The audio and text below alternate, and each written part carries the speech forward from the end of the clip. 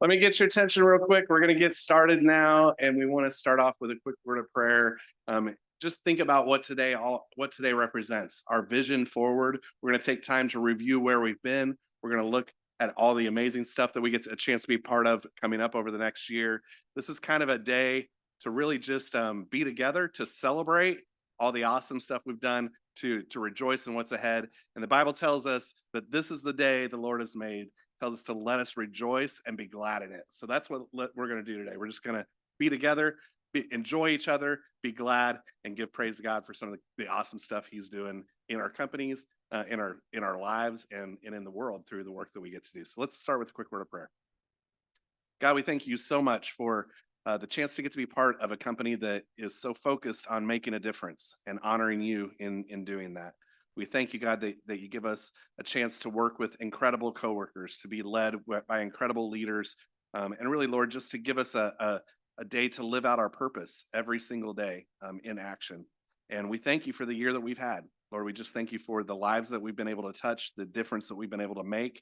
Lord, really just for the impact on the world that we get to see as a result of our work every single day, whether that is the coworker across the aisle from us, or a partner down the street, or through touching a life in some other country around the world. You use us and you use this company to make a significant difference and to change lives, and we are grateful to be a part of that. As we look ahead, Lord, we pray for Don, we pray for the leadership team, we pray for all those who are going to lead the charge, and we give ourselves that. We ask that this would be a day, Lord, that you would fill us with vision, fill us with energy and excitement and focus. God, help us to link arms with one another in a way that nothing can shake it, so that we can go forward in power and authority and confidence, and change the world for you. We love you. We thank you for this day. We pray that you would help me to win pickleball. And we just know, Lord, that you're going to bless this time together. It's in your son's name we pray. Amen.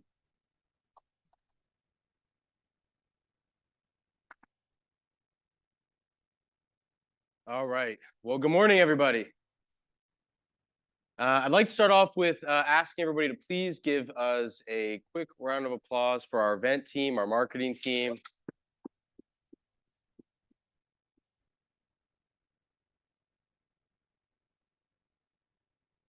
Yes, use those cowbells. Well, thank you. They've done an amazing job working tirelessly for weeks to prep us for today.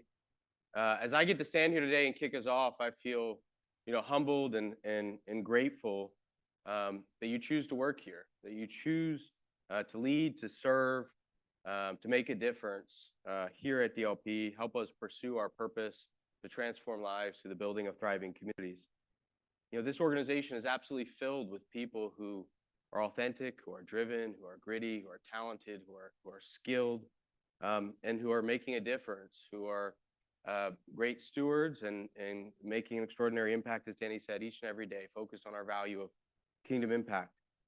The fact that this organization is filled with so many great people is a testament to all of you, because great people want to work in a place where they're pursuing something bigger than themselves, and where they're working alongside great people.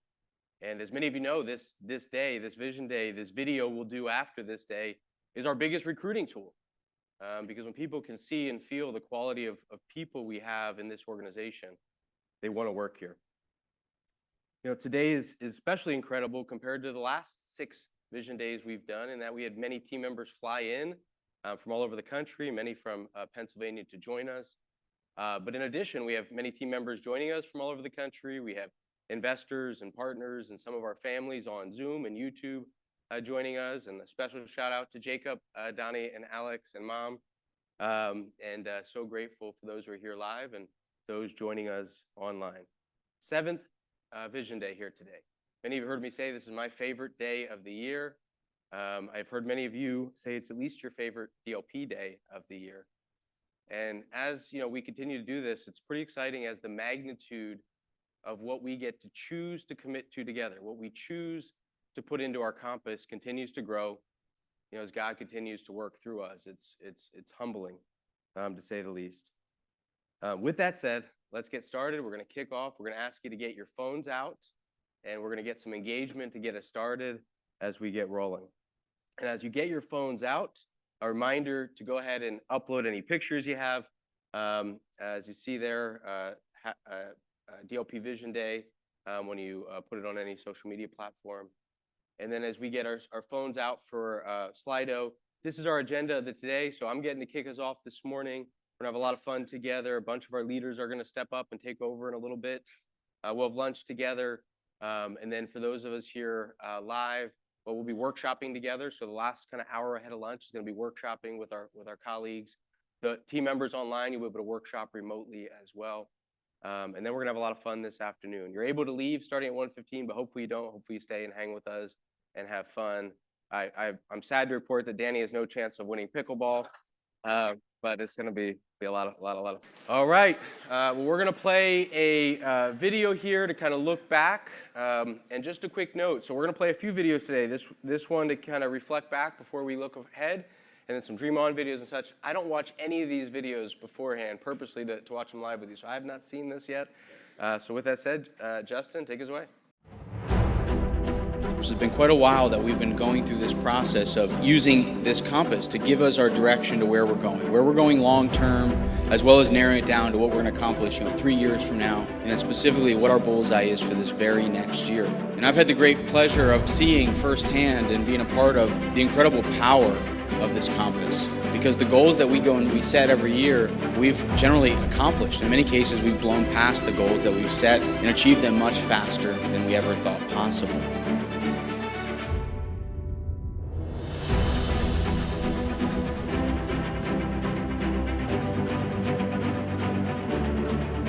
We have the ability to accomplish all of this because of our incredible team.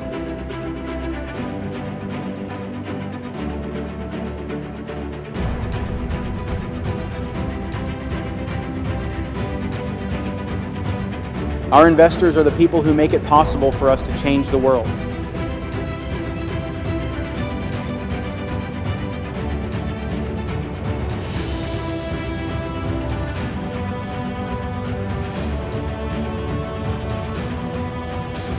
It's a part of our ministry, a way to give to you and your family and help people find their purpose.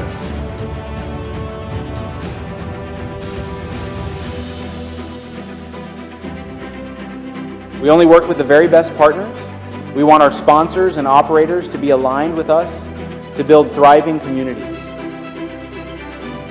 We had our biggest year in lending in DLP's history and an incredible lending pipeline in the coming year. Our mission is to build thriving communities, and our development and construction team marches towards that goal every day.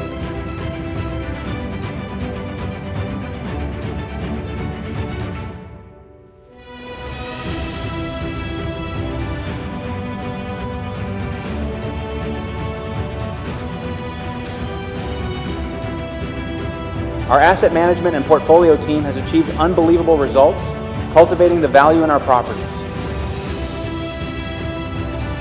We are best in class at property management, so we brought our properties back under our team.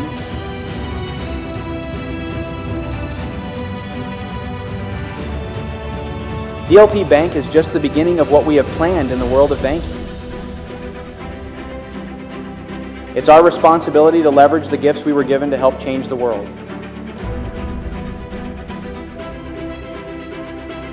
It's time to follow our compass. At DLP Capital, we will make an extraordinary impact.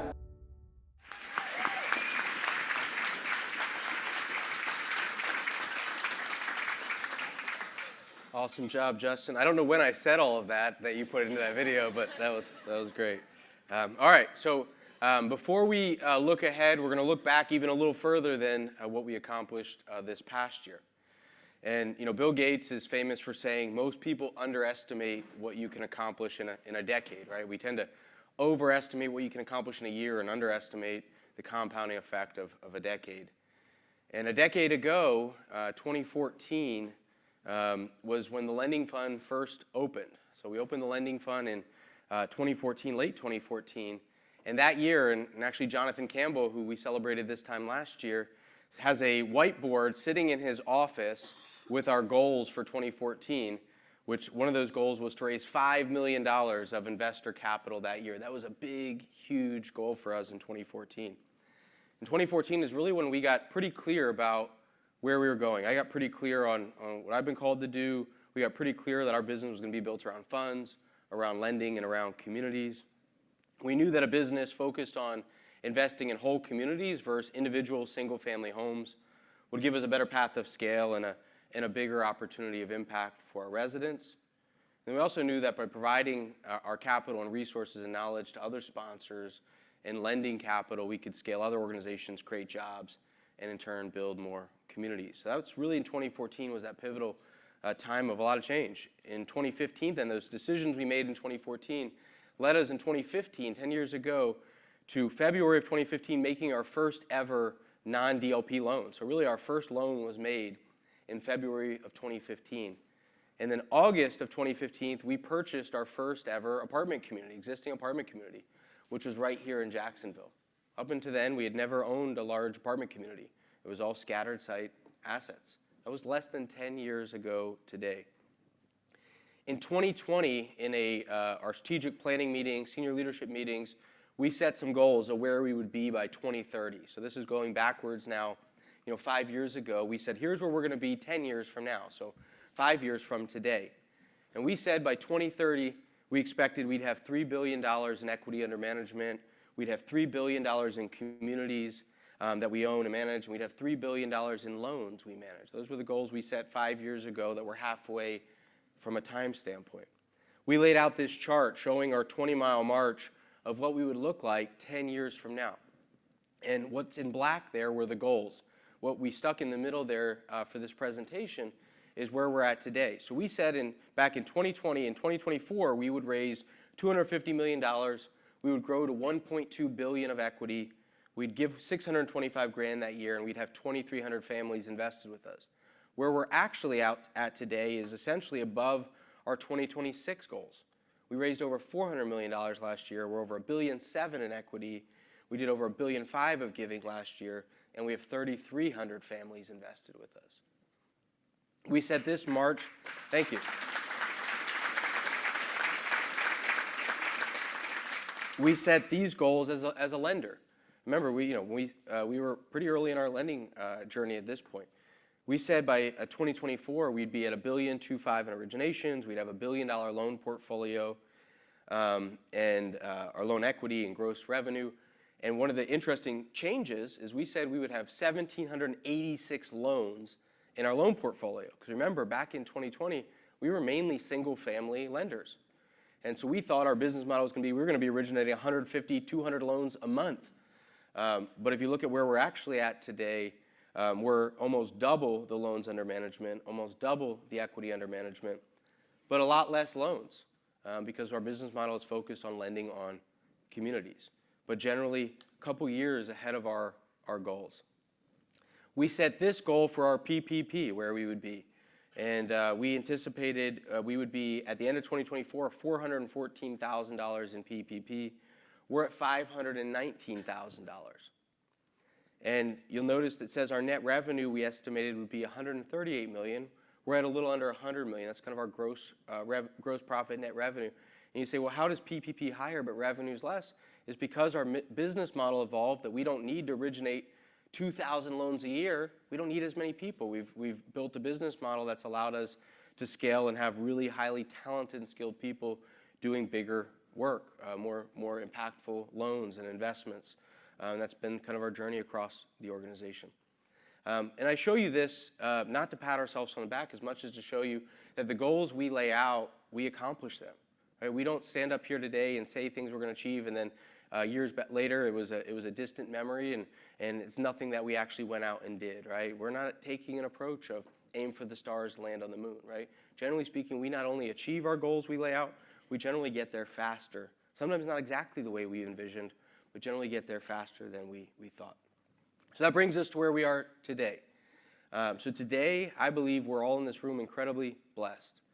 We're incredibly blessed because we get to add value to thousands of families who are invested in our investment funds, who attend our education, our events, that we're having a real impact in their lives. The hundreds, and hundreds is not an exaggeration, hundreds of investors who reached out to us over this holiday season to give us thanks was just amazing. And you see some of the pictures, some of our great investors there from some of our events this past year.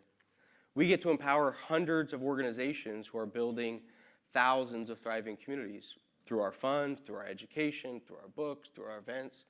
We get to support hundreds of great organizations building thriving communities.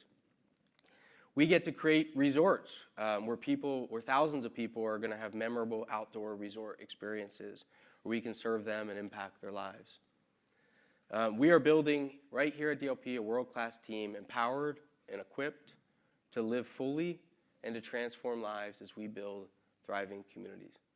Our purpose at DLP, which you'll notice we've slightly tweaked, starts still with dream, live, prosper, but we reworded it slightly, making it more action-oriented. We transform lives through the building of thriving communities. We transform lives through the building of thriving communities. We've also gone and combined our big, hairy, audacious goal with our mission. So we no longer have a separate mission statement. Our mission statement is really our big, hairy, audacious goal, which is to positively impact 10 million lives by the funding of 5,000 thriving communities. And we believe once we accomplish those two feats, we'll be one of the 100 largest private companies in America. And many of you have heard me say this before, but organizations like Hobby Lobby, Chick-fil-A, household names are at the bottom of the top 100 largest private company list in America, just to give you a perspective to the size and scale we're going to achieve when we achieve that big, hairy, audacious goal. This is our flywheel, which is unchanged. It starts with that purpose statement. It continues to our direct stewardship of families, not only looking for great returns, but looking for kingdom impact. Continues to us directly financing the building of thriving communities and the building of extraordinary organizations. And then it continues with what gives us the great strength and confidence in being able to do that, being able to finance other developers and operators and builders, is the fact that we are directly developing, building, and operating communities.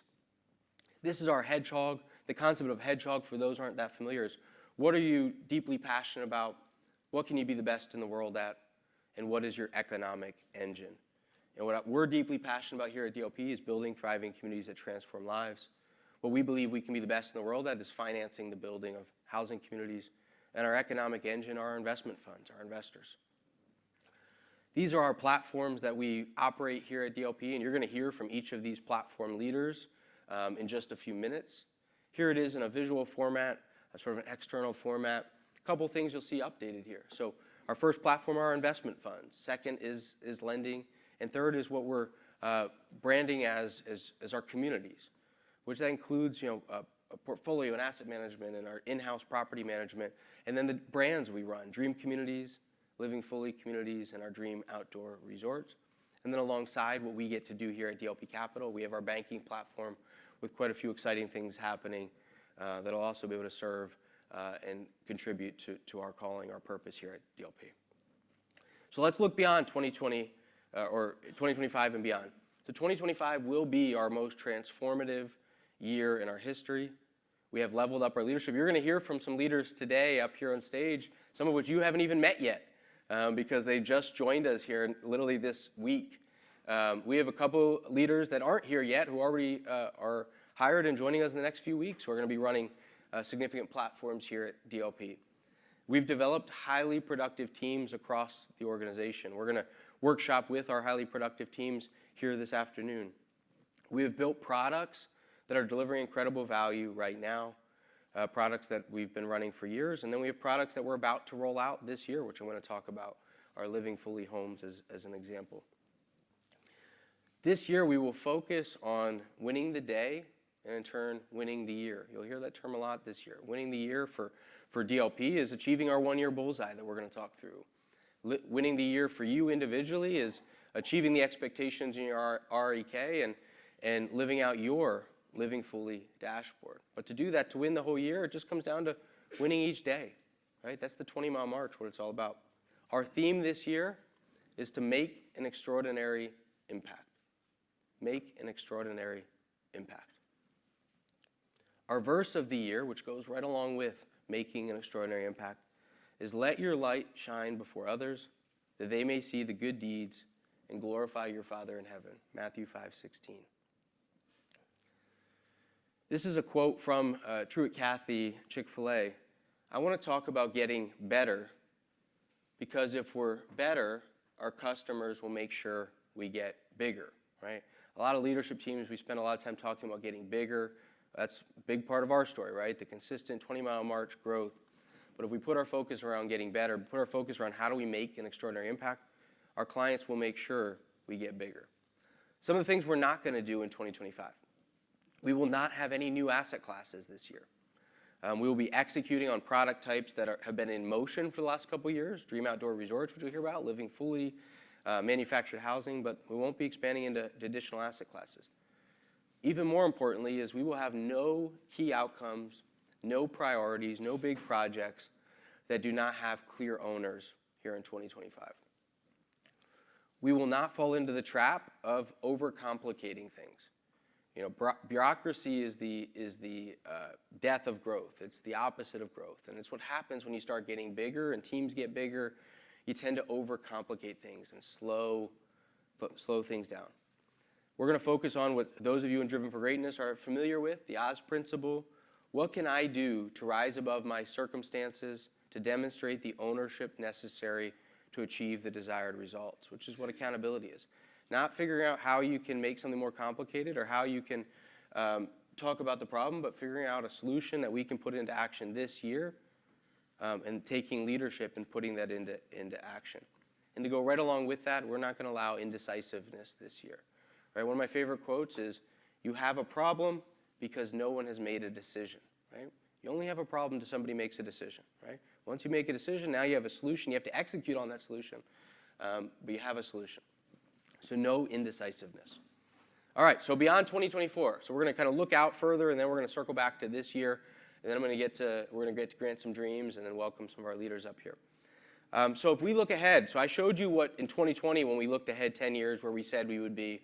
We look ahead today 10 years, a decade from now, right? We underestimate what we can accomplish in a decade. We will be lending over $9 billion a year, which based on all the research I did, the largest lender of the development and construction of housing in the world today, and it's almost all subsidized housing, is Bank of America. They did $7.2 billion last year. So we'll be lending more money than Bank of America into building communities in just 10 years from now. We'll have over, thank you, over $9 billion in equity under management, over $22 billion in assets under management, so about 4 times our current size.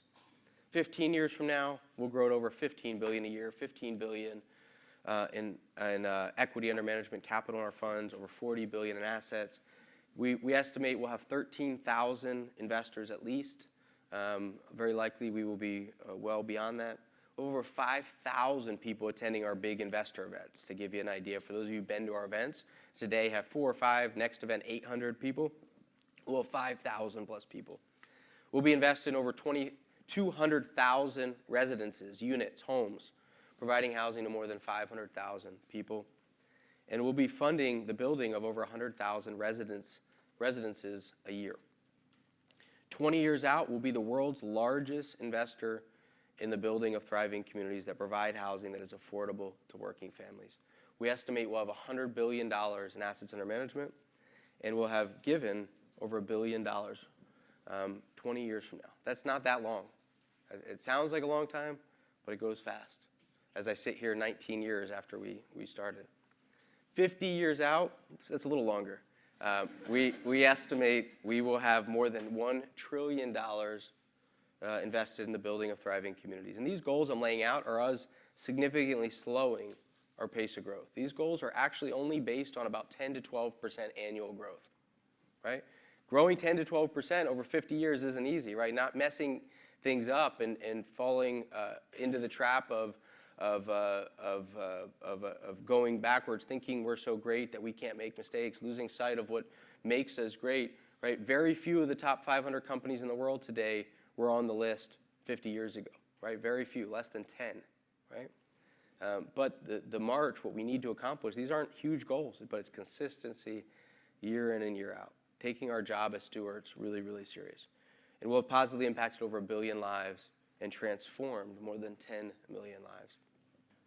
All right, so let's narrow back in a little bit. So our 3-year aim. So we call it a 3-year aim because we laid out those goals, 10 years out, and we're already way different 5 years than we thought we'd be in many ways, right? We thought we would have thousands of loans, and we have 300, right? But more money outstanding, right? So we call it a 3-year aim because we're looking at where we think we're going to be, but it's probably going to look a little different. These are our key outcomes 3 years from now. We'll be at just under $1 million in productivity per person. We'll have $78 million in transaction revenue, $781 million increase in equity under management just that year. That's capital raised minus any redemptions we have. Any investors watching, no redemptions, please. Our performance to budget will be at least 100%. Our lives positively impacted that year alone, we estimate at 390,000. Lives transformed, over 2,000. And we'll have 195,313 residents living a part of thriving communities is our estimate. So what does that look like? DLP has impact players in each function, each business unit, and a strong leadership bench. Our average loan size will be over $30 million. We'll have 20 of our borrowers, 20 of our sponsors that we have $100 million of capital outstanding with. To give you perspective, right now we have 2 or 3. We'll have 25 capital partners who have $10 million or more of equity invested in our funds. We'll have over 5,000 investors. This is just 3 years from today. Over 750 members of our inner circle community. And then the big 3 that are non-negotiables. So all that might not look exactly that way, but we say, what are our big 3 non-negotiables? What will absolutely happen 3 years from now? We'll achieve investor return expectations. We'll have over 200,000 residents in the housing we're invested in, and we'll be one of the fastest growing companies for 15 years in a row. Now we'll narrow into what we're going to do this year. So our bullseye again here at DLP is not us aiming for what we hope, if everything goes right, what could possibly happen. This is what we're saying we will accomplish this year.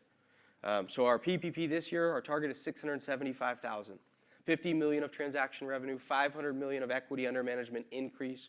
We're going to achieve our budgets. We're going to impact 250,000 lives, transform at least 1,000 lives, and we'll have 125,000 people living in our communities we're invested in by the end of this year. Our big priorities this year, we have 5 really big priorities this year that you'll hear a lot about all year long, and our leaders are going to talk specifically about these in a few minutes.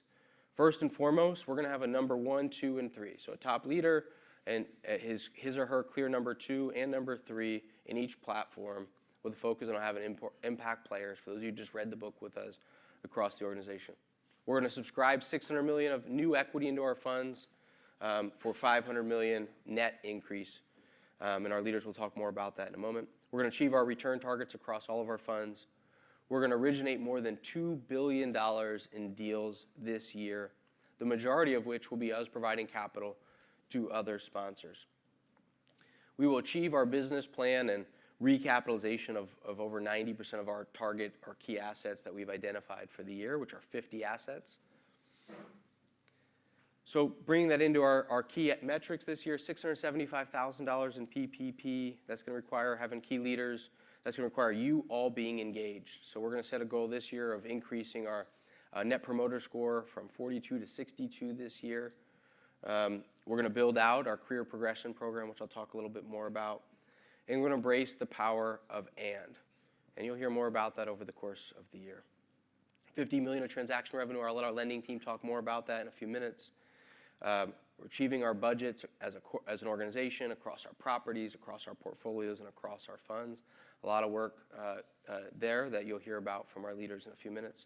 Impact more than 250,000 lives. Transform more than 1,000 lives this year. 125,000 people living across our investments. Some of the things that will happen to make those numbers happen, we will officially launch the Living Fully Homes and Living Fully Communities this year. So if you didn't know, Living Fully Homes is our home building company. We are building single-family homes here in St. Augustine area, as well as in Texas and in other parts of the country, and launching our Living Fully Communities, which is our brand for single-family, townhomes, duplexes, manufactured homes. Think everything but traditional multifamily. So there'll be multiple Living Fully Communities opened this year. Dream Outdoors Resorts will be officially open this year. We talked a lot about this time last year. Our vision has changed slightly over the past year, but multiple brand new resorts will be opened this year and or rebranded as Dream Outdoor Resorts this year. A lot of really exciting things going on there. We will have at least one really exciting bank merger this year. I was pushing hard to be able to sort of formally announce it here today, but I won't be able to until next week. But some exciting things there on our journey to become a $5 billion bank by 2027 and over a $50 billion bank by 2040. This year, we're going to publish the next book, which is called Building an Extraordinary Organization, which I'm in process of writing right now. Speaking of writing, our content at DLP is centered around education, and our content is not only how we impact and transform lives, it's also our lead generation engine, and will grow with our phenomenal growth of our marketing team here this year. We're going to launch our ambassador program this year for people like John Maxwell and Tim Tebow, and attract some of the most influential people in the world to help support and be ambassadors to DLP Capital.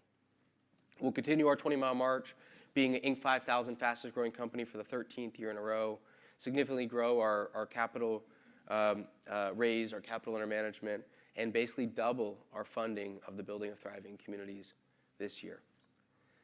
That'll require us building relationships with great new sponsors. We expect to add 20 great new sponsors this year. There's home builders, developers, and value-add operators this year. We will become a top selection for advisors this year. We'll have at least $120 million invested with us from registered investment advisors, from financial advisors, wealth management firms. We will have, for the first time in our history, a full executive team this year. We filled, as you'll hear a bit today and you'll see over the next few weeks, most of our key seats already. We are still in process of hiring our head of people and a head of what we're calling DLP Capital Advisors, our capital markets brokerage arm this year.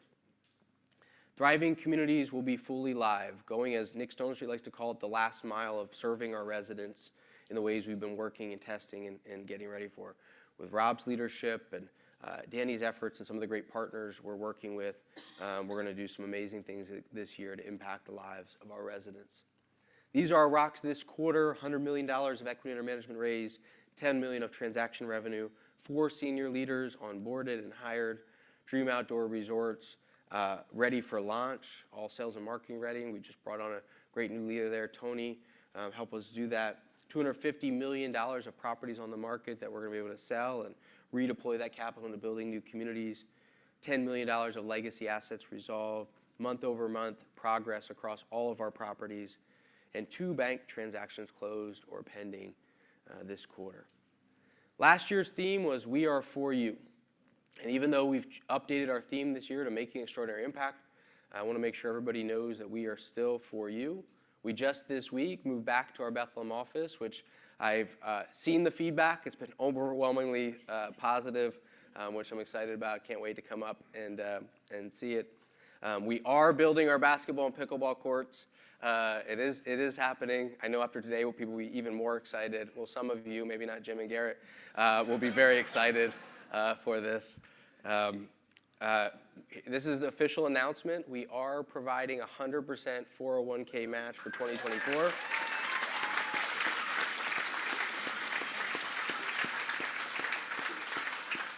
We don't have our final December numbers in yet, but we were close enough that we're going to go ahead and grant the 100% company match. So awesome job, phenomenal progress, almost $100,000 increase in productivity per person this year. This, in 2025, the goal is $675,000, which is the same march, around 20% increase that we had this last year and the year before. And when we started this, for anybody who doesn't know, we started this January 1st of 2018. We were at $108,000 per person, right? We're now at $520,000, right? So for 6 years now, we've had this program of a 401k match. That everybody, when you join DLP, you get a 50% 401k match is what you get by default. But as we get close to our PPP and we achieve it, it goes up to 100%. So this year, when we achieve our $675,000 PPP target, everybody will get a 100% company match, up to 5% of your salary. So you get an additional 5% of your salary from the company into your retirement account. Many have heard me say this many times, and many of our investors are listening to this and will listen to this. And you can talk to them and they'll tell you the same. Many of our investors created their wealth through investing in their 401k program over many years. Many of our investors were never making hundreds of thousands of dollars a year or didn't own their own company or have some big capital event, they simply put money aside into their 401k program year after year after year. This year, we're going to add 2 more targets. We've never done this before for PPP. So the goal is 675 grand. We've gotten pretty good at our 20-mile march each year and hitting that goal or getting pretty darn close. This year, we're going to set 2 stretch goals. So first, we're going to call our stretch PPP goal.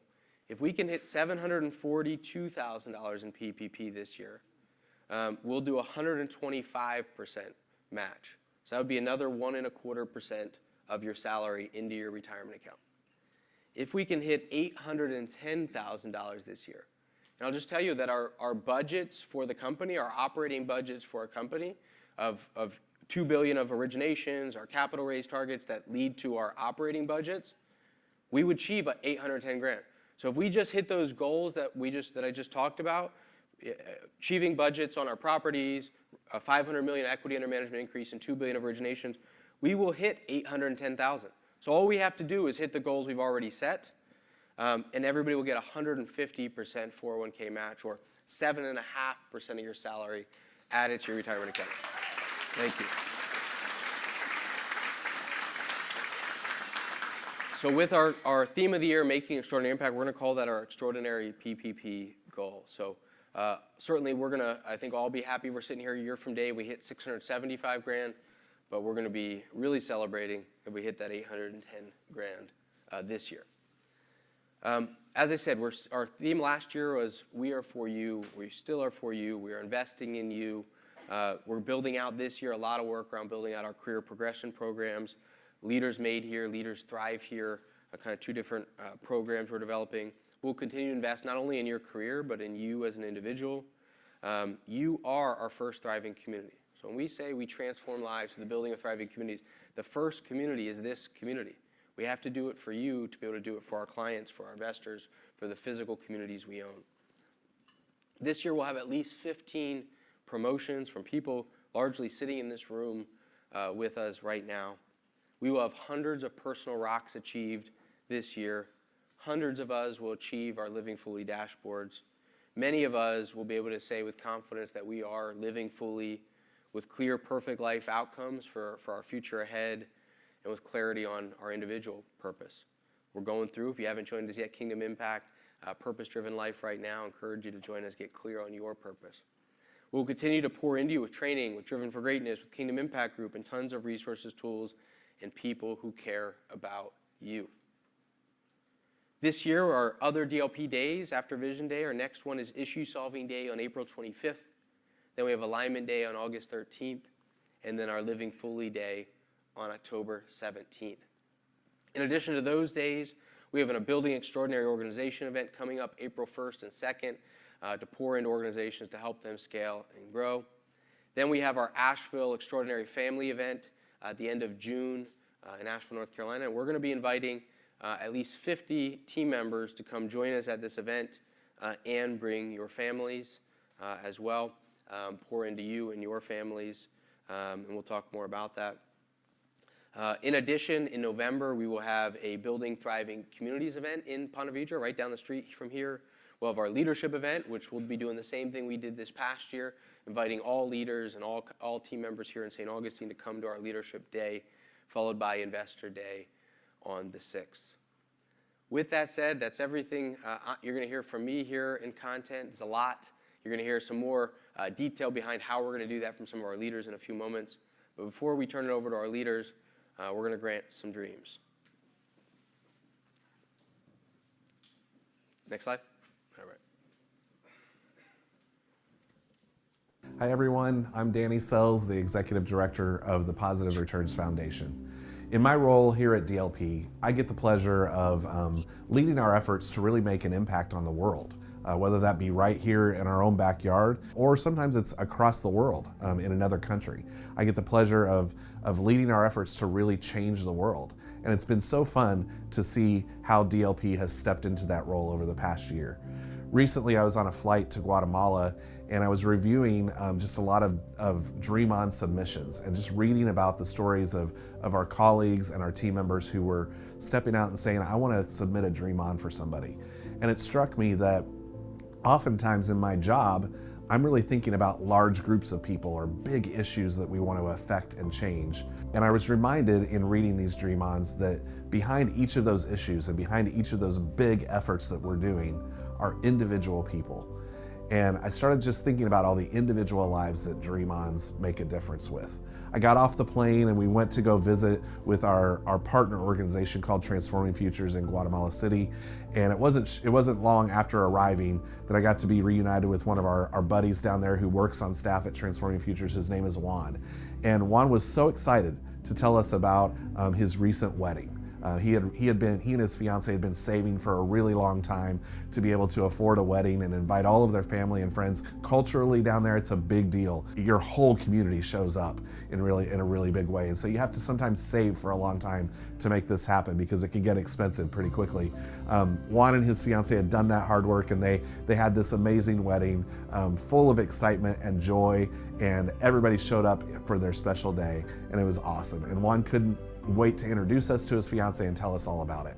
The sad part of the story, though, that Juan went on to tell me is that the next day they realized that someone had stolen all of their wedding gifts out of their car. He was heartbroken as he told me this. Tears welled up in his eyes. And because I had just spent that time reviewing Dream-Ons and being reminded that behind every big effort, there's a lot of individuals, I immediately thought, how can DLP show up and make a difference in Juan's life? How can we share our generosity? How can we live out our values in this immediate situation with this one individual who's using his life to change the lives of orphans in Guatemala? And so I submitted Juan for a Dream-On to help replace what was stolen in their wedding gifts and help to redeem this amazing special day that they worked so hard for into something really beautiful and good again. As you know, DLP is very proud and grateful for the partnership with Transforming Futures. We see the hard work that you and your team does, and we know that it requires a lot of sacrifice and time on each other's staff persons. We pray for all of you, and we love you when we get to hear those stories of success and joy, both for the students and for the staff team. When we heard about that you recently got married, we were thrilled for you. We can only imagine the special lady that she must be, and we're so happy to celebrate with you. Learning that your wedding gifts have been stolen out of your car was heartbreaking. Your wedding and all that surrounds should be memories filled with joy and happiness. It is encouraging to know that through your faith, you and your wife are determined to not let a sad, cowardly act like that steal your joy. While it is shocking and sad to see the gifts that celebrate you both disappear, they're just things, and you reminded us that the true joy is found in the love and bond that your marriage represents. Thank you for showing the world this godly example of God. At DLP, we have a program called Dream On. This is a program where staff can nominate worthy co-workers, family members, or friends to receive a special blessing to encourage them or help them meet specific needs. We're excited to let you know that you and your wife were recently nominated for a Dream On because you and Transforming Futures are dear friends and partners of DLP and the Positive Returns Foundation. We are presenting you with the gift of $2,000 to help replace the wedding gifts that were stolen from your car. It is our hope that this gift will wipe away any sense of loss and sadness associated with that special day, and instead, you and your wife will remember everything about your wedding that is beautiful and good. You are loved and deeply cared for, and we cheer you both on your new lives together. Sincerely, the Weiner family, Don, Carla, Donnie, Alex, and Jakey, and all of the DLP team. We wanted you to read this letter, but if there is any message that you'd like to share with them, this is a good time to do it. You can do it in Spanish, if that's what you would like. Bueno, gracias DLP por pensar en mí y en mi esposa. Estoy muy emocionado, también muy conmovido, y sé que Dios tiene un propósito en cada situación que nos pasa, y sabemos que Dios es un Dios de oportunidades, y esta ocasión nos ha usado a ustedes. Y sí, cuando sucedió todo eso, a veces venían pensamientos a mi mente de por qué nos había pasado, pero sé que Dios tiene un propósito, ¿verdad? Y Dios hace cosas nuevas. Y para mí esta es una gran bendición. Y al escuchar lo que me escribieron, también Dios tocaba mi corazón y sí, estoy muy conmovido, muy agradecido por eso y que Dios se los recompense. Sabemos que Dios es el que recompensa a cada uno. Muchas gracias por ese regalo, por ese aprecio, por ese amor. Y es algo que me motiva, ¿verdad? Y sé que también es dando es como recibimos, ¿verdad? Y también acá nosotros le damos a los chicos y nunca pensé que esto fuera a pasar, pero es una bendición muy grande para mí y para mi esposa. Se los agradezco mucho.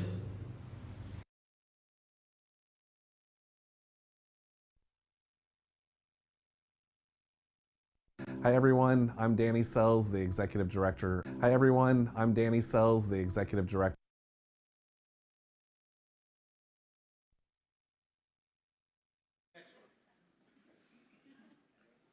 So today I'm asking for a dream on for our sweet Allie O'Malley.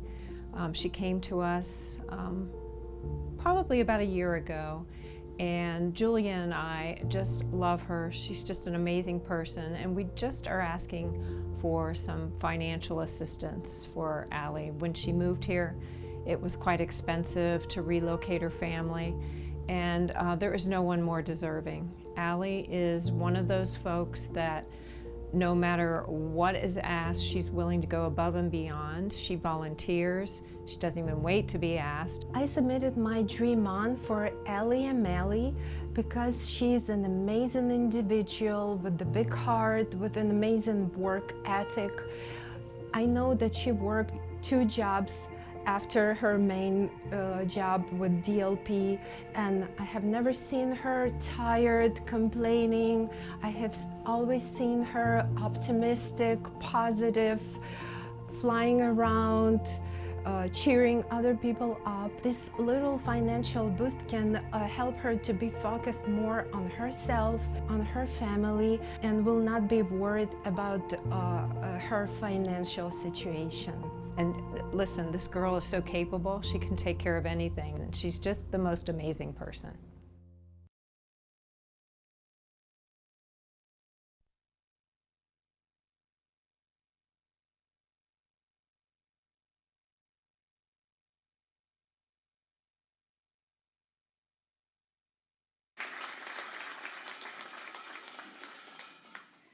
So today I'm asking for a dream on sweet Allie O'Malley.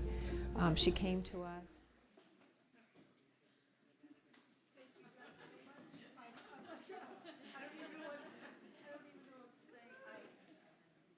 And we're gonna provide Allie with some support to offset those movie expenses, cover a few months of rent, and we're so grateful for her. Well said by Julia and Kelly. Round of applause for Allie.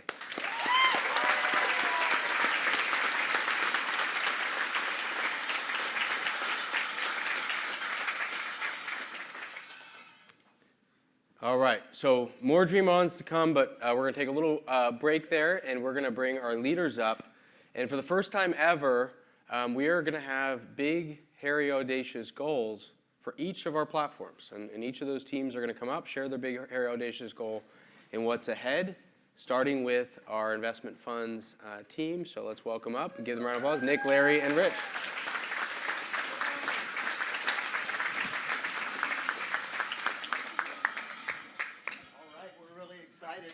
As a team to be able to present our big, hairy, audacious goals. But before we do, we just want to take a step back and look at a couple of amazing things that have happened in 2024. So one of the things that I'm really grateful for and humbled by was getting to join the team. And we've had quite a few other members join. So you see all the newbies, smiling faces there. And it turned us into a much bigger and better team. But it's not bigger and better for no purpose. It's bigger and better so that we can go to the next level at acquiring and working with our investors and bringing them in so we can care for them. And then if you go to the next slide, you'll see what we were able to do last year. 493 new investors. Our investors are why we get out of bed in the morning.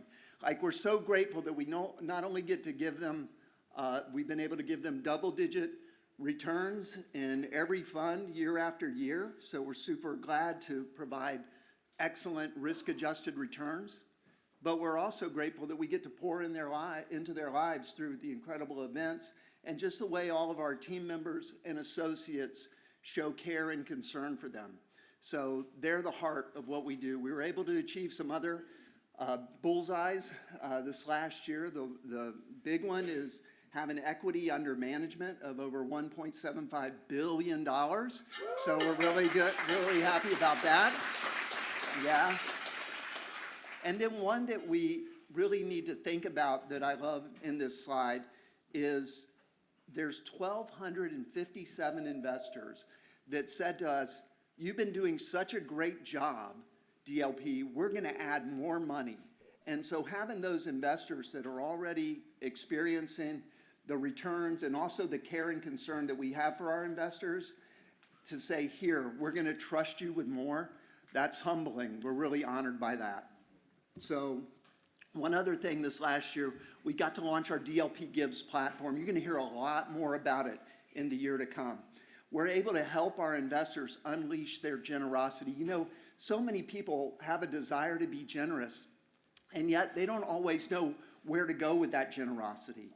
And by Danny and Don and the rest of the DLP team really vetting incredible organizations like the Tebow Foundation and Compassion and Transforming Futures and all of the others that we get to work with, some of our investors are investing directly alongside of us through DLP Gives to help achieve the dreams of the people like we just saw in these dream ones. So we're so grateful to give a platform to make giving easy for our investors.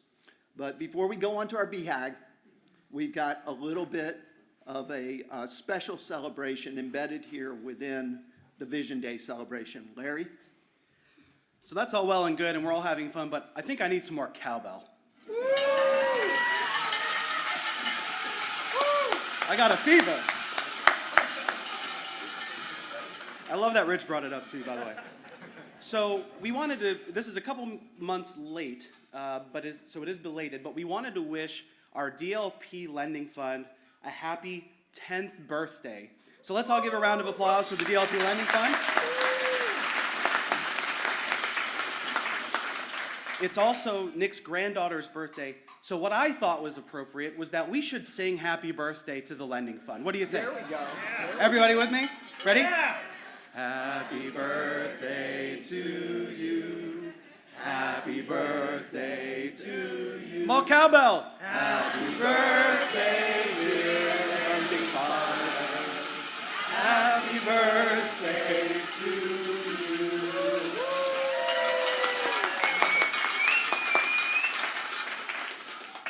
Thank you, everybody. That was awesome. Thank you. Great singing. Hey, my granddaughter's name's Aurora. So let's do this. Sing her happy. Let's all sing her. Hey, baby, we're going to sing happy birthday to you. This whole crew. Happy birthday to you. Happy birthday to you. Happy birthday, dear Aurora. Happy birthday to you. You guys are awesome. Thank you. What an amazing family. What an amazing family. Speaking of families, this is exactly why we do what we do, right? And we're so grateful to be able to have the opportunity to have our own big, hairy, audacious goal for the investment funds platform. I'm going to tell you what that is right now, okay? So right now, our BHAG is we serve a thriving community of 25,000 families. So today, for instance, we have 25,000 families through investment excellence, enabling generosity, and enacting legacy. Now, this is a tiered approach, and there are dependencies, right? Table stakes are investment excellence. We have to do that in order to do anything else, right? So that's our investment excellence. Delivering on the things we say we're going to do. Once we do that, we can enable generosity, as Nick said, with DLP Gives. And then finally, all of that is well and good, but if you don't protect your legacy, if you don't have estate planning in place, if you don't have the right setup in place, if you're not thinking about that bigger than yourself, those 150-year goals, you're not quite there. So this BHAG is a representation of everything that we aim to do over the next several years, and I'm so excited to do it with you all. And with that said, I'm going to go ahead and turn it over to Rich to tell you how we're going to do it. All right. Let's hear it, yes. So you've heard from Don about our BHAG, you've heard from Larry, but these are not just big, these are huge goals, right? Huge, hairy, audacious goals. Just doesn't sound as good to say HHAG or HAG, right? It's even worse, right? So we'll stick with BHAG, but when you look at it, I mean, again, we're talking about doubling the amount of equity that we raised last year, right? In 3 years. So that's a huge step up. We're also looking at bringing in at least 400 million of that equity that we bring in is going to come from registered investment advisors. So to give you an example, in 2024, we've raised 56 million from RIAs and family offices, right? So that's a huge step up, really big, hairy, audacious goal. But we're humbled, as we said, to be here, right? Because this all starts with our investors bringing that capital in, and we use that to build thriving communities, right? We'll make more loans, right? We're going to buy and build more affordable workforce housing, right? That's just huge. And again, for us, we make an amazing impact in the lives of many, right? And that's what we're going to do here with our investors, with you, just coming alongside us. And again, the top 3 negotiables, the number 1, right, on top of the list, we will achieve 100% of our returns. So I'm happy to say, and we've said it, it kind of gets undertoned, but we've been managing funds for 10 years now, and we have achieved our targeted returns 10 years in a row. We have never missed it. Let's get it. Yeah. All right. Yeah. So alongside that, we're going to add another 750 investors. That'll put us over the 5,000 mark in total investors. And again, 20% of those we expect to be Inner Circle members, which would be 1,000 Inner Circle members. Inner Circle members are investors with over $2 million invested with us or have referred over 5 persons that have invested with us as well. We'll keep our redemptions under 4%. And again, the generosity will be huge, right? Alongside Don, DLP, we're going to have 400 of our investors giving alongside us, which is fantastic. So where does it begin? It begins this year, right? We'll start with our bullseye. We're going to have over 500 million of equity. Again, that's double. Again, a huge, big goal in terms of trying to really raise our capital. $500 million, right? Think about this. 10 years ago, Don said that goal was $5 million, right? And we're talking $500 million. So if your dreams don't scare you, right? They're not big enough. So this is huge stuff. BHAG, hear it. Yeah. All right, and then again, about a quarter of that will come from RIAs this year. We'll continue to achieve our targeted returns. We'll again get over 4,000 investors by adding at least 650 of them. And then again, we're going to raise our investors in Inner Circle to about 500 from 400 today. And again, most importantly, we're going to keep redemption down, right investors, no redemptions. And then investors contributing, we're going to really come alongside and start picking up our giving this year and bring at least 200 of our investors alongside us. So with that said, we thank you. We look forward to achieving some big things this year. Let's hear it. Yeah.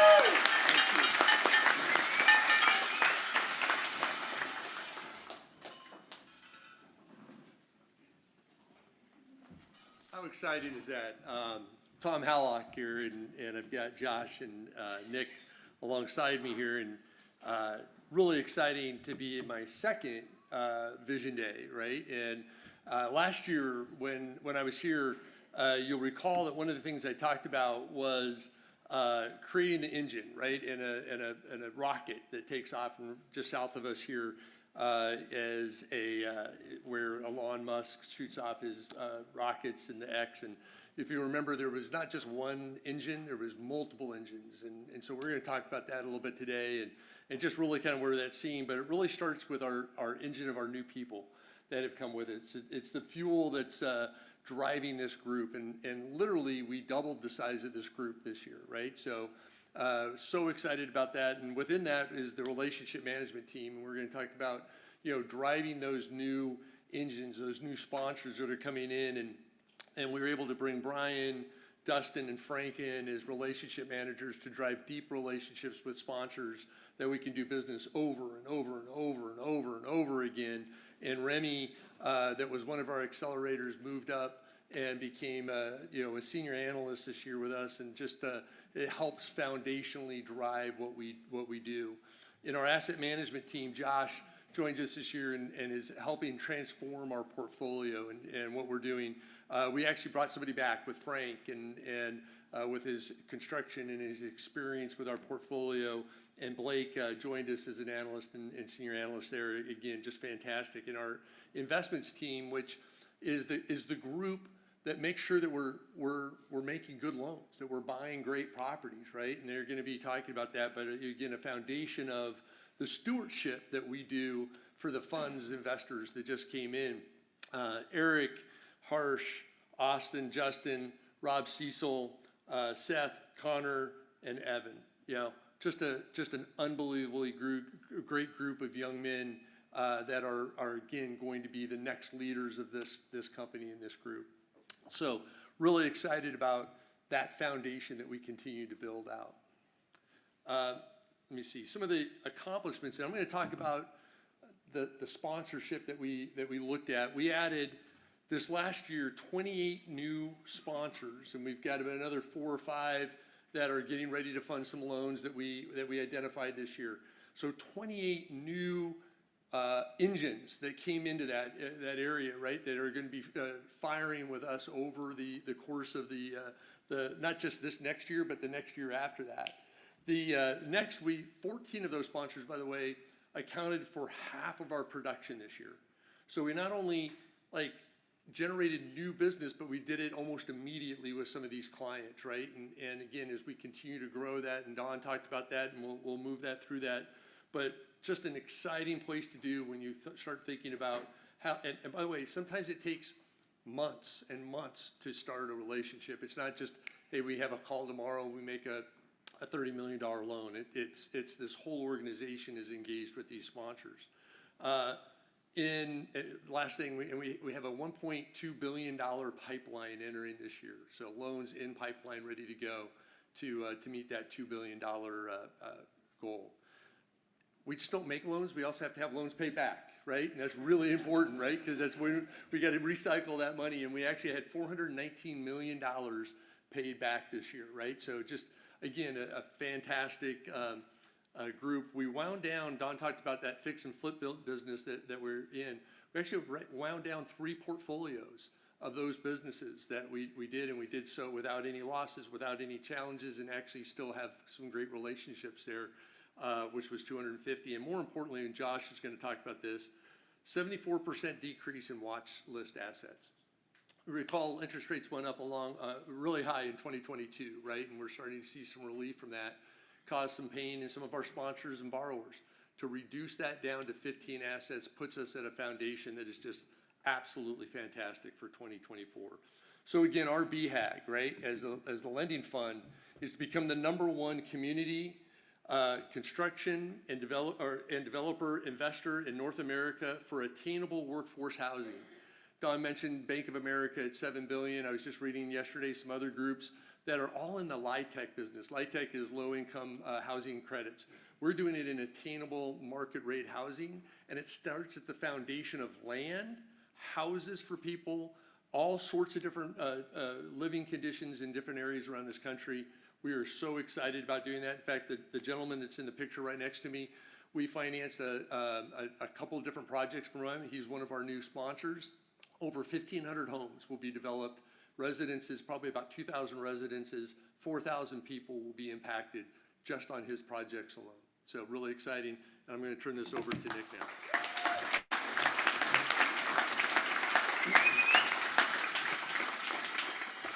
All right, so you've heard there are big goals for this year and even bigger goals for 10 years out, but the midpoint and to make sure that we're tracking on our way is our 3-year aim. I'll say that, $3 billion is a little frightening to me, but we have, as Tom mentioned, a great team in place and great leadership coming aboard, and I have every confidence that we can make this happen. It starts with a simple foundational understanding of how to approach not only deploying capital in assets, but deploying capital to back good people. And I think the two elements that it's a key initiative for me is to make sure that we are working together with sponsors that we are confident will not default and that we will do business with forever. As we saw in some of the BHAGs and other goals, we want to work with sponsors that we can have $100 million out with. That's a lot of money. I don't think a lot of lenders are as deeply focused on the relationship as DLP is, and that's structurally important to hitting these aims. The other element of the common sense underwriting is we're investing in projects and assets that we would be proud to own at our basis if we had to. I think that in order to achieve the kind of scale that we're looking to do over the next 10 years to reach $9 billion in originations, we can't be shy.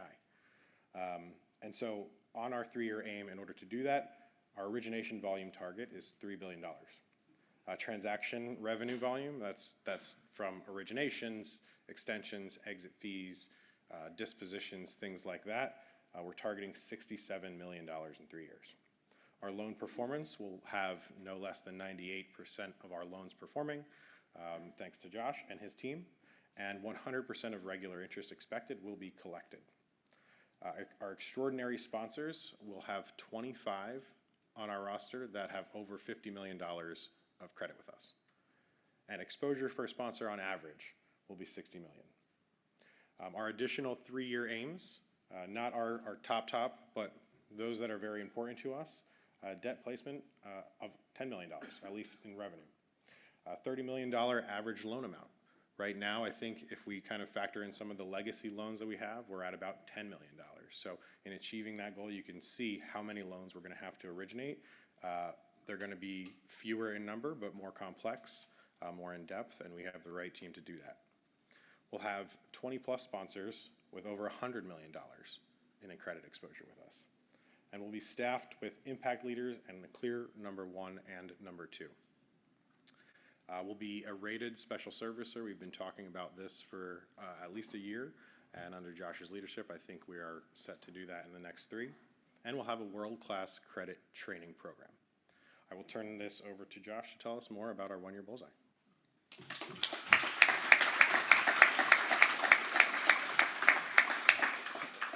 No pressure. Yeah.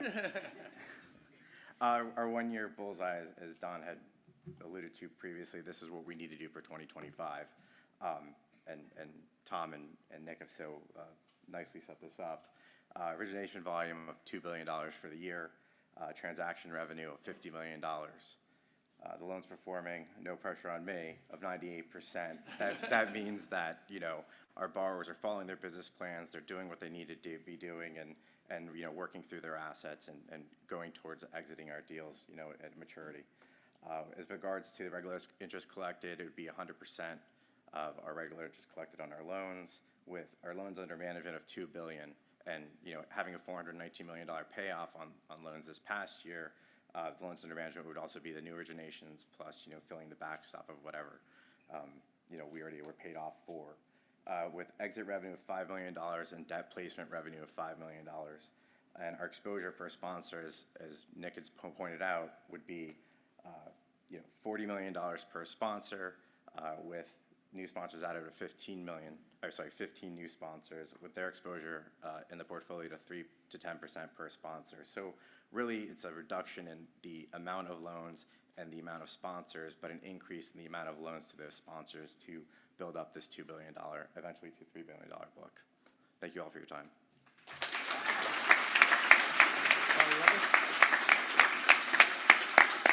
So just to kind of just recap again here, and we'll hit this as our top 3 goals for 2025 are $2 billion in originations, about double what we did this year.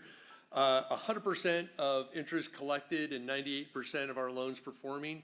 Our team's into a great start there. The last 6 months, we've been basically at 100% interest collected, and adding 15 new elite sponsors at $50 million plus of commitments. Our first quarter is well underway at $400 million in closed loans and 3 executive sponsors that we're going to be bringing on in the first quarter. Really appreciate my team. I'm humbled to be part of you guys and with you. It's been a tremendous 2024 and it's going to be incredible 2025. Thank you.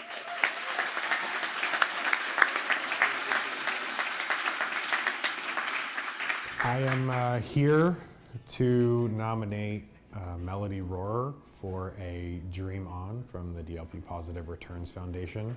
Mel has been an integral part of the lending team and our efforts to originate good loans, and this is my message on behalf of the entire lending team, to give her some support from us and from DLP for the issues that she's been facing medically.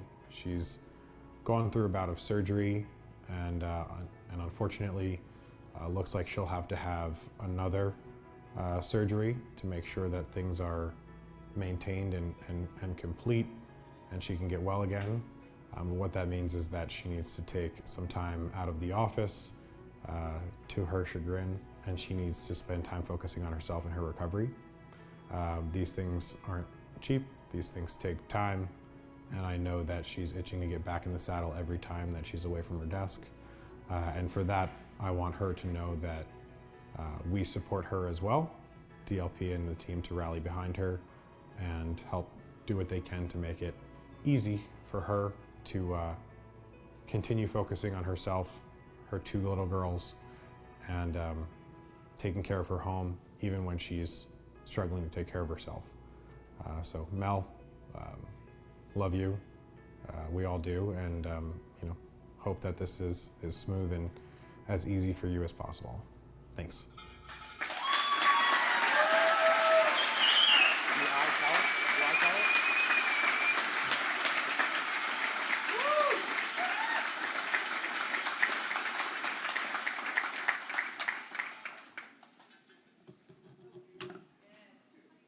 Mel, we know it's you had to make some tough calls when one doctor said it wasn't going to work out, and you drove yourself somehow to a better one. And I know that that's a tough decision to make, but you made the right call, and DLP wants to help cover some of those medical expenses that you've incurred. Yeah, we love you, Mel.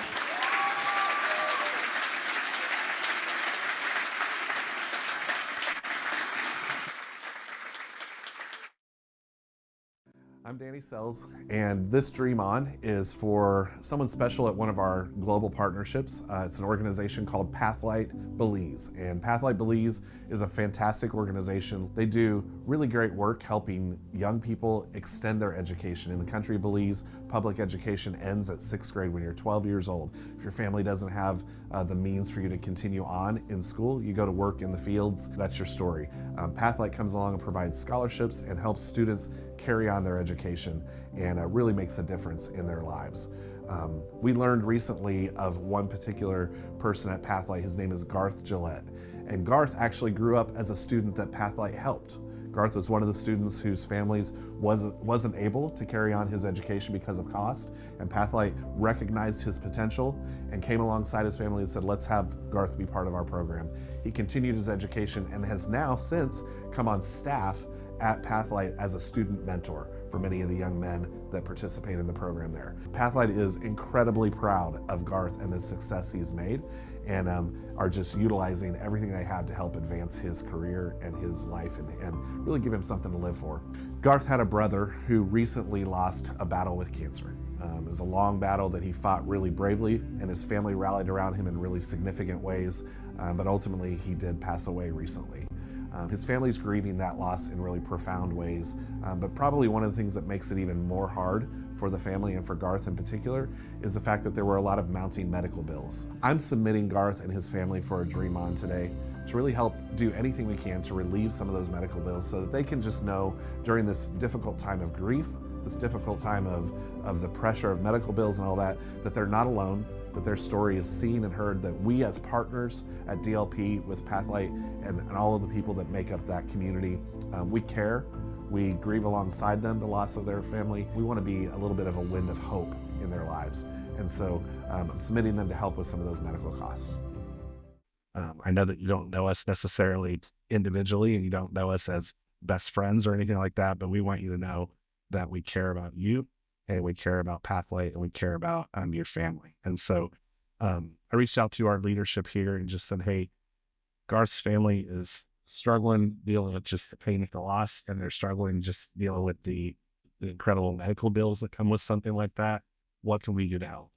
And our team got together and we prayed about it and talked about it. And we decided that we want to grant what we call a dream on.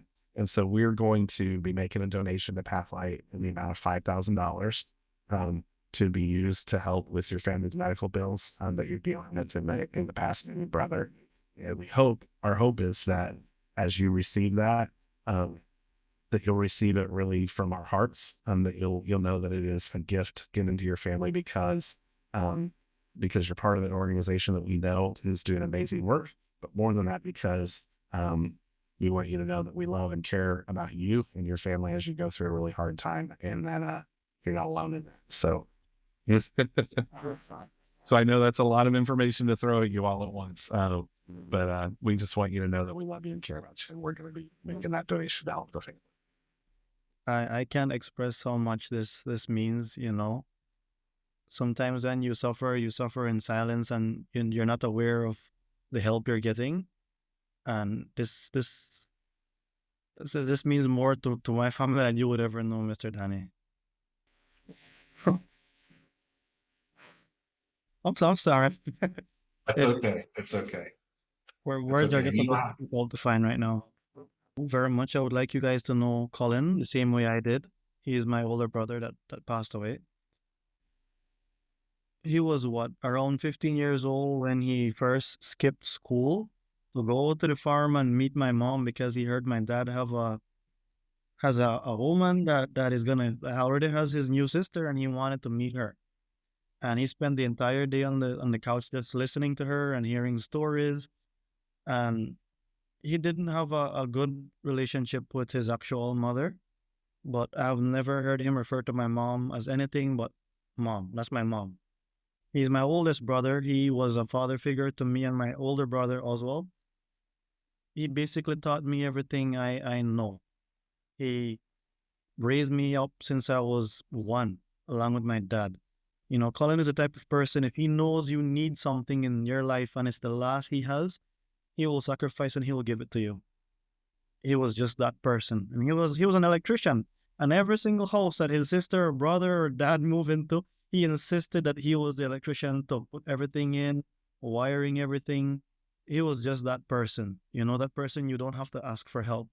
He would always be the one to go and do the most he could. So with his passing and the struggle that his youngest daughter was left with, I just had to try and do something, because this is what Colin would do, If it was someone else, Colin would not question it. He would try his best to help. So that's what I'm trying to do for Colin now.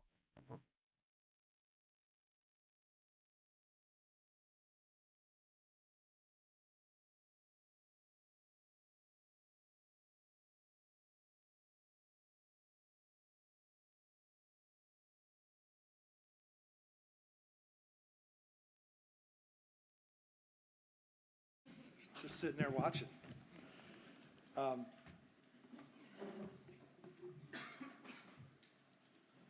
Jim gave me the easy slide, thank you.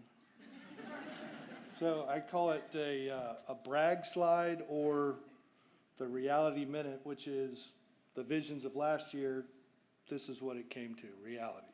So I'm going to try and read these off pretty quick because there's a lot of numbers here. So this past year, 531 finished lots delivered, 222 of those are ours, where we're as the sponsor. 496 multifamily residences and completed and turned over to property management. 376 is ours. 157 million total development and construction completed, which is a big number considering we weren't really doing anything prior to. I'm going to to skip through a few of these, sorry. 3,132 residences, finished lots, resort hospitality, and other real estate with total estimated development costs of $482 million in A&D. Those are huge numbers. Most of us, we understand it because we live it every day, and the group back there, they understand it as well, but most of the other people don't understand. That's a large company. Those are a lot of numbers that most companies you hear or see when you're driving around. You don't see those numbers by the companies that you would know or have heard of. 642 draws processed for a total amount of $185 million. And the biggest number on that is they're turned around in 3 days, 96% of them. So Denise, Steven, your team's killing it.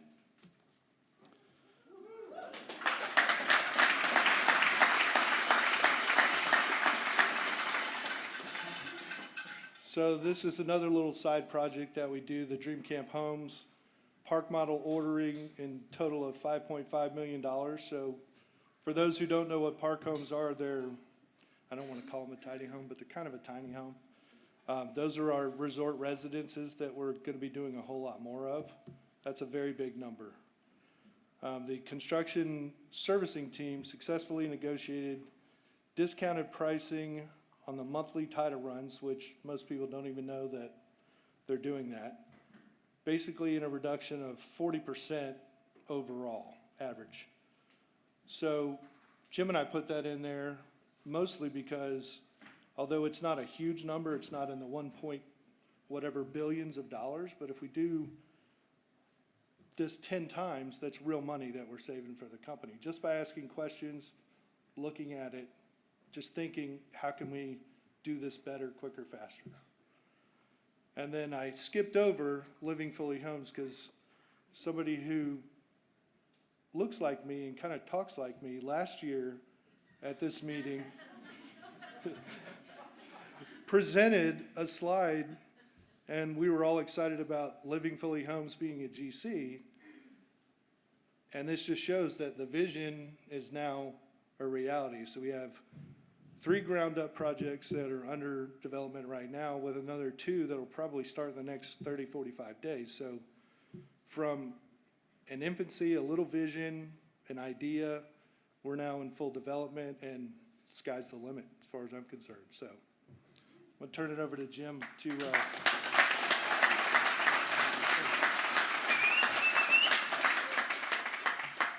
real quick. I don't know how many other people have worked at other companies, but I do have to say no other company I've worked at does this. So this is really impressive. This is admirable. So as the development and construction BHAG, our goal is to deliver thriving communities that will house 1 million people. And we throw numbers around out here, and that's a big number, 1 million people. But when you go back to the power of a decade we talked about before, this is only 250 to 300,000 homes and residences. That's a big number, but that's the power of a decade. What can we do in 10 years? And Don, a decade is 10 years, not 7. So I'm sure it's not going to be enough. But it's doable. It's doable with a lot of hard work, and it's doable with outside the box thinking. So how are we going to do this? We're going to do what we do right now. We're going to continue to develop traditional multifamily residences. But we're also going to do what we do as DLP, and that's move into other things, that's improvise, that's adapt, and that's move into other market sectors when we see it as an opportunity. So if you ask yourself, what does DLP do? What does DLP development and construction do? We do everything. We do everything real estate. If it provides housing, it's an opportunity for our investors, for our team members, for DLP as a whole. That's what we do. So not only will we continue to do multifamily housing, we'll move into mid-rise and high-rise construction as well, whether that's for rent, whether that's condos, whether that's for sale product. So we'll also do low-density single-family and single-family homes for rent. And that's rental homes, that's for sale product, and that's one thing I want to really emphasize here. We are moving into more for sale product through our Living Fully Homes entity. So lot development in homes, and a lot of people don't realize this, we are actively selling lots to other builders. We develop the lots, whether they're paper lots, whether they're finished lots. This is something, and I'm sure some people in our team realize, a lot of people in the company realize, but we are in a whole bunch of market sectors as development and construction at DLP. And then again, we went back to the for sale single-family homes, and this is going to be that big push on how we actually do this. We will be a home builder. We will have teams set aside for building homes in communities that are thriving communities. So the way we'll accomplish this, we'll use our own in-house GC. We have the right teams, the right people in place, experienced people, experienced professionals, and we will continue to build out those teams. So one thing to emphasize here, DLP as a whole, since I've been here, and I can see it in the future, this is exponential growth and opportunity, not just for our existing team members, but everybody that might come on board. There's opportunity for everyone because we will deliver 1 million homes in 10 years. So we will take advantage of increased government programs. There's no reason why. How good would it feel if you're a homeowner and we just sold you a house and you get a $2,500 rebate because of the programs we signed you up and put you in? So that is one thing we will leverage too. Our Dream Camp Homes, we talked about this, we talked about Living Fully Homes. Dream Camp Homes is our manufactured home and RV entity. And the reason that's important is because what we do is, again, outside the box, we cut out the middleman. We go straight to the manufacturers. Us being a listed, this is like us being a car dealer and dealing directly with Ford, selling you the homes directly from Ford to you. So we capitalize on these. We will build out the continued home and building the home market. And this means anybody that's ever worked for a for-sale national developer, this means sales offices, this means sales people, this means marketing people. This is a whole separate team. And then we will do what we do best too. Through our lending fund, through our sponsors, we will leverage those relationships to partner with other people as well. And when it sees fit, those could become our sponsorship opportunities as well. So that's how we're going to accomplish the BHAG. I won't bore you with a bunch of numbers, but as Garrett said too, unless you actually do this, these are some large numbers. Units delivered this year, we will deliver 1,400 homes and residences to our communities. We will start 2,500 homes and residences. That is a big number. By the way, if you're a multifamily developer, if you hit 3,000, you're in the top 5. So units in construction, of course, we have to feed this pipeline, 3,000 units. And I won't go over all the other numbers. Everyone has the slides right there. But the key to this is the people and the execution. And Garrett brought it up before when we talk about a 40% reduction in the cost of a title run. What that is ownership. That is people executing, not being asked to do something. Nobody asked Steve and Denise to go renegotiate a contract. They just thought this is the best thing for the company. So it's ownership and execution by our team members. Increased communication and coordination. As our teams have grown, we have people like Rob, we have Juan coming on board. Increased communication because we as a group can do better. We can communicate better, we can lease up faster, we can have a better delivery system. Continued process or ICOM process, refinement. Again, the focus is always one step forward. How can we do better as a team? And Dream Outdoors Resorts, something that keeps me awake at night, but something I'm very passionate about. This is an opportunity for us as a company for a major change. And by that I mean resort hospitality, hospitality in general. My goal is to usually upset things, but my goal is to upset traditional hospitality, and we will do that through some of our projects that are in process right now in Volano Beach and Callahan.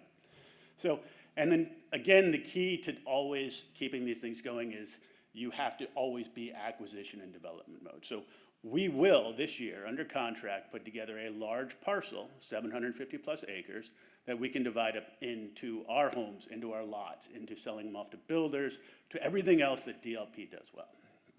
So, and then again, working with other groups too, one of the keys to our success, we had Tom and Josh and Nick up here too, is our coordination with lending. If we get good scopes, we get good contracts, if we actually work these numbers and everybody knows what they're responsible for, from our team members to our lending team members to our sponsors, we can help meet the lending goals as well. So, and then that's the 1 year bullseye and the 3 year aim. Of course, that's what we're going to do this year. Over the next 3 years, as I spoke before, if we're going to deliver 1 million homes to people, we will have to build out bigger, better teams. And what I mean by that too is, this is, anybody, I'm sure everybody here has bought homes from national home builders. This is the model centers, the sales staff. This is the teams that do that. And our traditional multifamily construction personnel, that team has to grow as well because single-family homes is a slightly different beast as far as housing that. So we'll accomplish this through standardized and efficient building products, increase our turn times, better education, better training with our team members, dedicated sales and marketing teams. Our marketing team does a great job right now at events and coordination. We will have to grow these teams into a for-sale product, which means this is the websites, this is the flyers, this is, I'm hoping not home spinners again, but sign spinners, but this is how you sell real estate. Dream Outdoors Vacation Residences, again, these are what we call kind of the tiny homes, but they're technically RVs. Very careful from a zoning standpoint on that, but we will deliver these communities that will upset traditional hotel and hospitality. So, and then again, not just moving that purchase sale agreement for that 750-acre lot, we have to actually develop that. So this is the method for the next 3 years. This is where we see it going. This is how it's going to be accomplished. And to wrap this up, I would like to thank everybody on the development construction team, everybody in the departments we work with. Great job. And everybody at DLP, because guys, these are no easy numbers, and what we do on a daily basis is no easy task. So thank you very much.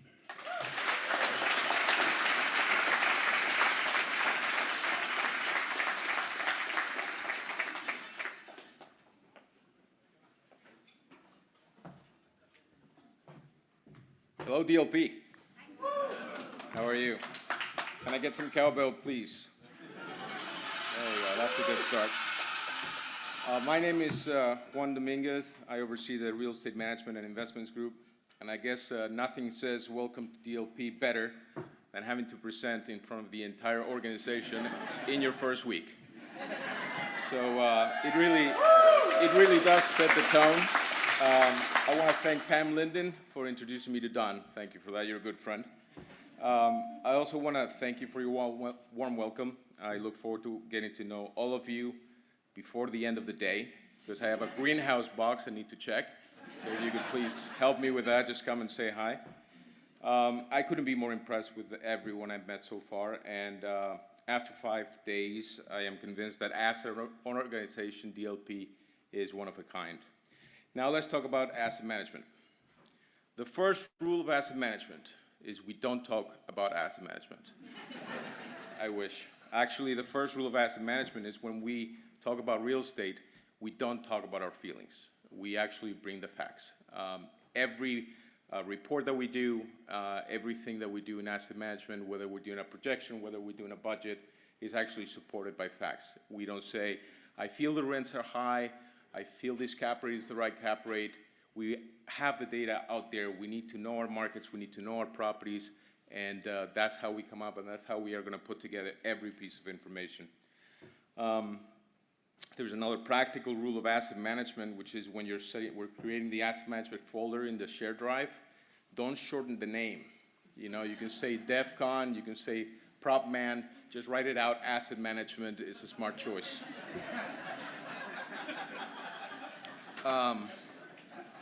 Most people don't know what it is that we actually do, so I'm going to go to the next slide. The most common question that I get, and I actually got it from Cheryl 2 days ago, so thank you for that, is what is the difference between asset management and property management? And I got Rob standing out there for property management.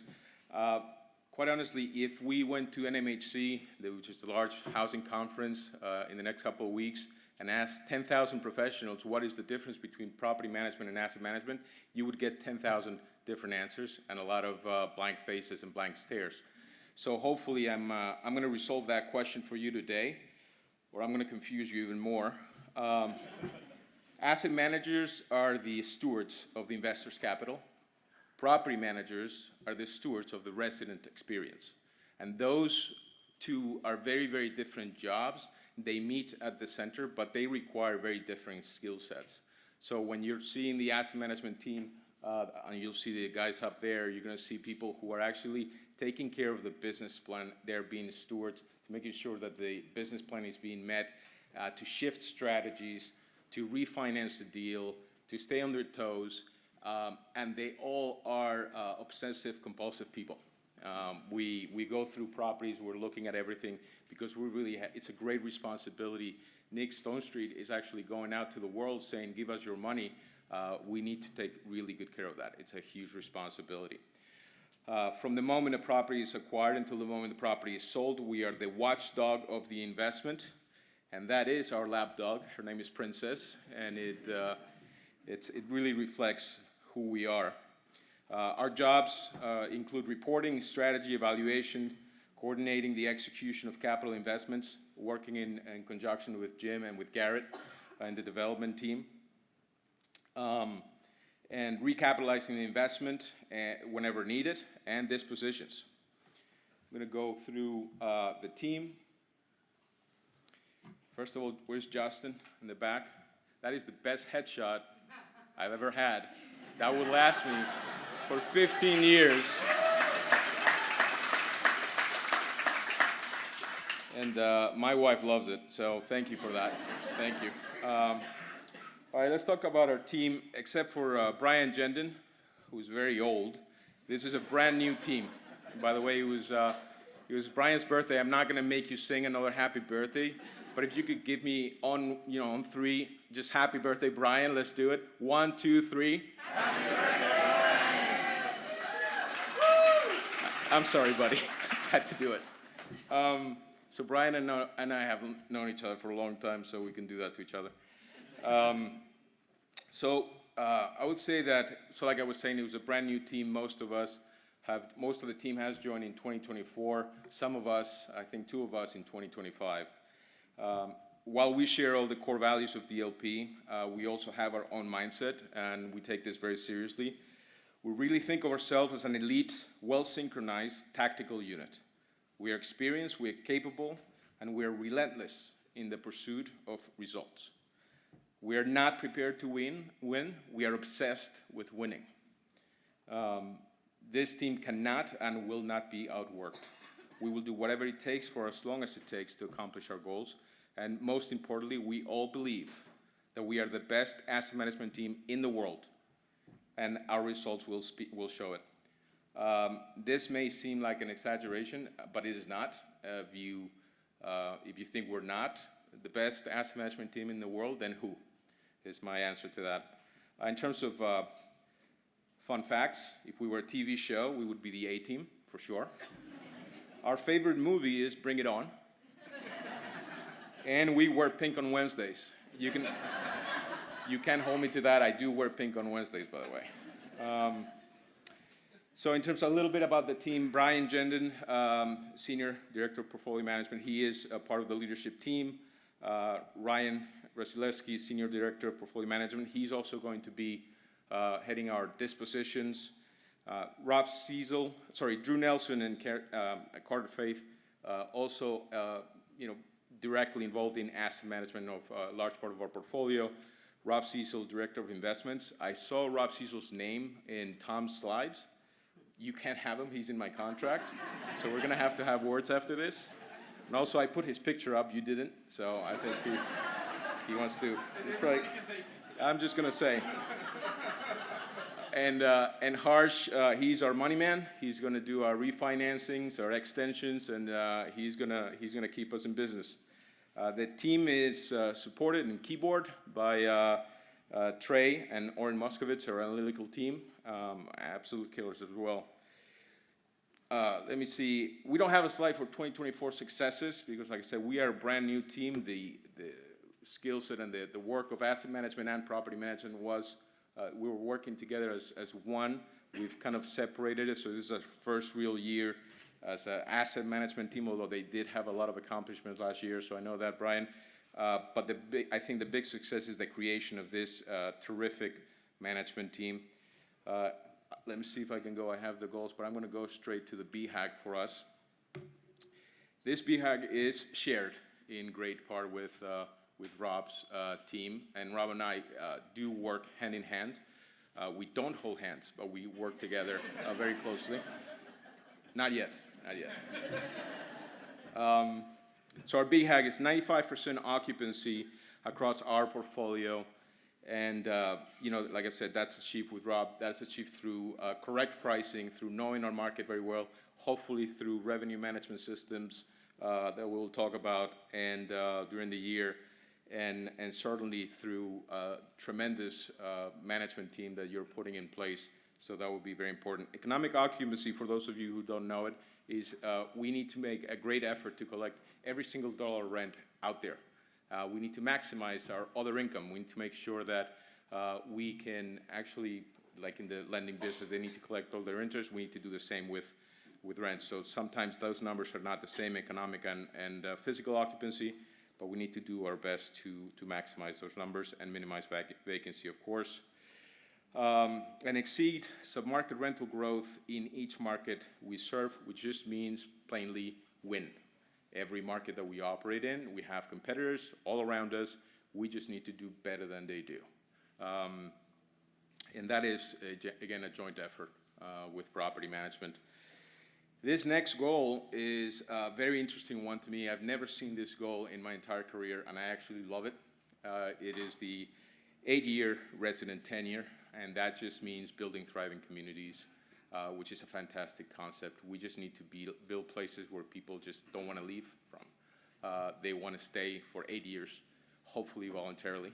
And but it is a really important goal for us, and it is going to take doing things slightly different than the rest of the market. We have very smart people from the development team, from the property management team, from everywhere in the organization to make sure and ensure that that's going to happen. I do think I have a 1-year goal. Don has been very clear on that.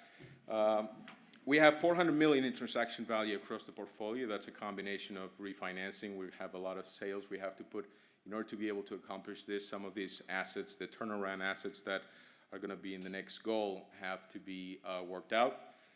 Stabilize the portfolio by executing turnaround plans for all underperforming assets. Unfortunately, it is true, we have some underperforming assets. We will not have them in 2026.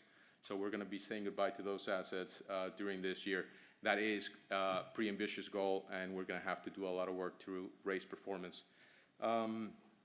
We will achieve, once we have done that with those underperforming assets, 7.5% yield on cost and 100% operating budgets. We need to make sure our budgets are well built. Brian's done a terrific job with the rest of the team, with Ryan, and the asset managers, to create budgets for this year's, and we are going to work nonstop to make sure we meet those budgets, if not exceed them. And I think we have a 3-year bullseye, which is very similar to our BHAG. It also talks about our stabilized occupancy and an economic occupancy, so I'm not going to talk about that. And we're about 4 years of the resident tenure. With that, that's the end of my presentation. Thank you very much, and I look forward to a great 2025 with all of you. Thank you.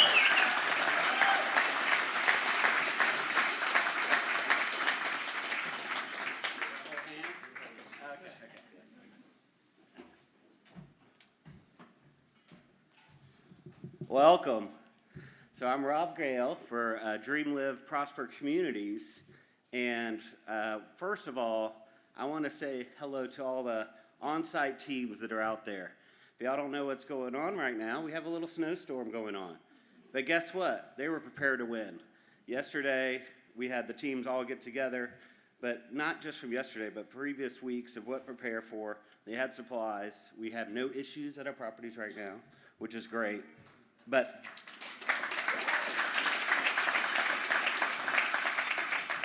these team members are where the rubber meets the road. So these team members are where the difference is going to be made. You see all these big goals everybody's got to hit and all these things, and we're going to go through it. But it's going to come down to how this team performs and how we can lead them, obviously, with this entire organization helping. Because once we know we're going to hit our numbers, it's going to allow, guess what? You're going to buy more assets. You can build more assets, Jim, and we can grow. So it's a super exciting, but, I just want to say thank you to the teams that are out there and what all that they're doing and building those thriving communities, and guess what? Transforming lives. So I'm going to kind of go through a little bit. Let me first go back and say what we accomplished this year. A lot of people didn't realize is that, so we brought back internal management. We had asset living out there, some third-party management. We brought back in 6,000 units under management this year, which is a huge accomplishment. Obviously, we're building a team. We're able to build, I got a full team. Every property now has an area manager or a regional manager. They have all started this week, some of them. And excited that they're here in this room. So if you get a chance to go meet that team.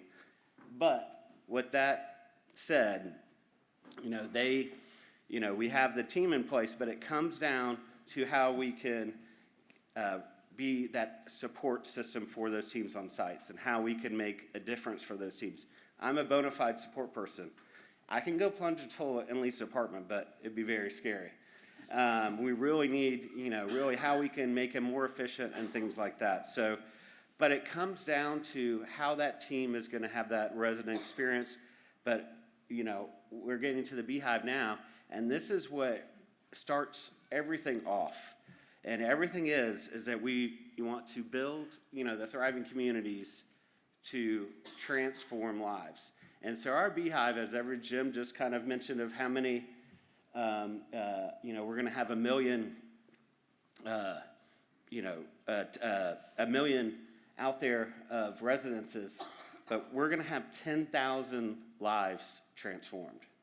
And just want y'all to think about that. And the way we're going to do that is something unique than any other company. I worked for 2 different REITs that we're going to set this bar by going back to not just to the resident experience, we're going even further. And guess what? We have DLP Bank. We can help our residents by giving them opportunities with banking to help them be efficient in what they do. We also have, guess what? We have DLP Gives. They can figure out how we can charity and how we can things. We can help marriage, from family to different ways we can support these teams. And it's just not just taking that community that we have, that apartment community that's 300 units, it's big, making it go all the way around and bring Kingdom of Impact into the communities. And we got obviously a couple of partners we're bringing on. Danny and I are super excited about. You'll hear a little bit later on. But we are going to roll that out to our properties first. But how we're going to hit this Beehive of really transforming lives is, guess what? We're going to bring it out to the world. And we don't have to just keep it bottled up to us. We can really make a difference for our partners and our investors, seeing that our lending partners now, we can put that same thriving and community, but also transforming lives. So everybody's like, so our focus is that transforming lives. And you heard Juan talk about it. It was about, they are all these, they're about the numbers. We're about that resident experience. No, we're about transforming lives. And that's what we're going to hone in on everything that we do. If we do that, guess what? We're going to hit our NOI. We're going to hit our occupancy goals. We're going to achieve unbelievable things that's going to set us to the stratosphere. And I believe we're in 7 years with this, Don. It's not 10. So just not a problem there. One-eye bullseye. So how are we going to do it? So again, we're going to first we're going to hit the 1,000 transforming lives. And like I said, we're rolling that out to our specific properties first. And that's going to be, how we're going to make that difference. We have properties out there, again, they're doing amazing things. We're going to support them and get them to that 93% occupied and across all of our properties by the end of 2025. It sets us up for success for going forward. One thing, we obviously got this great team that we're kind of building. We have Steve D'Ambrosi that's joined us, SVP of Operations. Steve has done 70 lease-ups. So Jim, he's done a lot. So all 200 units plus. We've never not hit, once we get a unit, first unit, we're done with that lease-up in 12 months. So we're going to do the same thing here. Super excited about that. But what that means is our mezz lending and our lending platform for development. If we continue to hit those results, guess what? You got more investors coming in that want to be developers that want to work with us. And guess what? Well, then we have more properties. So it is about delivering those results. So, everybody talked about we're going to hit our budgets, we're going to hit this. We have a goal of hitting our budgets 1% over our budgets. I mean, I'm all about, it's not just, I want to be the top quartile of all performance of all property management, but we always are going to be having our teams pushing and driving to be number one. And so, yes, we say later on the road, I say 90% of the property budget's achieved, but what that means, I'm still hitting that 1% of the entire portfolio that DLP owns and managed. We're 1% of that over that NOI. So just to kind of go through that. And then our biggest thing is building up our associates that are out there on site. We really we're building a programs. We have a great program for DLP for all y'all's associates in this room, but we're going to build that culture down at that level, and they're going to be loved that they work for thriving communities. And then guess what? They get to transform lives. And guess what? They're not going to leave us. So us doing that, so building that, and it's keep on building. So just giving you that one-eye bullseye. And then the other part, we're going to have some, 5% better on our living score. We're going to be really focused on delinquency. We have, John's already started that. But we also adding 3 new programs that we're going to be rolling out to all the properties. Again, it makes them more efficient on the sites, but it's going to help us easily hit these goals. So this is the 4-year bullseye. It's not 1 year, so slide, my bad. We're going to get to, in 3 years, where we're transforming 5,000 lives. That's a huge jump. But like I said earlier, it's not by just doing it our properties. It's going to do the properties that we lend at, and that we can make that difference. We're going to have 14,000 units under management right now. We're at, right now, right around a little over 7,000 units. So it is doubling what we're managing within, within our DLP Dream, Live, Prosper communities. We're going to have 98% of our budgets. By that time, I'll say 2% of our budgets for the whole portfolio, but we'll get there later. But our delinquency will be down to before COVID levels at 0.5%. And that's because of the programs, but that's because of the people on site and how we're going to be able to support them. And then guess what? Our retention on our properties, we're not going to have maintenance turnover. We're going to be at 85%. So we're going to retain 85% of our teams on site. And by doing that, it's going to take everybody in this room. So when you go to the properties, tell them thank you, what they're doing. We got a lot of people, which I'm super excited about. Asset management is actually going to go visit properties, which is actually a good thing. We're excited that they're going to go out there. And they can be out there with the teams, but that also they're supporting. I'm a support person. Don's a support person. Brian and Juan are support people when they go out. Steve is as well. So it is listening to them get their feedback. So it's really going to make that difference for us. So that is all I have. But I'm super excited.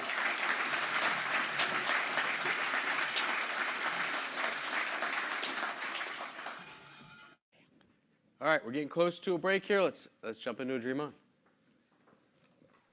Hello, my name is Fanique Ford. I'm the property manager with Prosper Riverdale here in Little Rock, Arkansas. Been a property manager for like 6 years now altogether. And I nominate Brandon Crawford. He's the maintenance supervisor here. Brandon has been on this property longer than I have. Before he even got a tech to come along and help him on this property, he was doing it by himself. He works hard. He's very dedicated. It's nothing that he wouldn't do that you ask. He's a very honest person. He's a team player. He's even helped out at other properties, when they needed help. If all the residents love him, the technicians, the contractors that comes out, they know him. His transmission went out And that's the thing where we work, where Prosper Riverdale is. We are high up on a hill. I'm like very high up on a hill. It'll tear your car down. He's still been making it to work on time. I just really wish, it was something that we could do to help him with that, because he's very driven and dedicated. He's a real asset to the company. So I just wish it was something that we could do to get together to try to help him with that.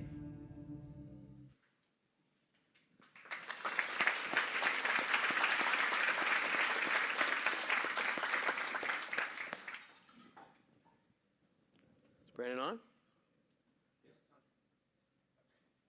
he there?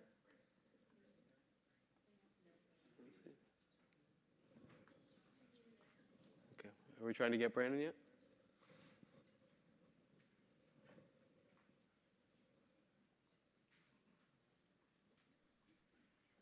I know. I'm here. I was trying to unmute my phone. It was stuck.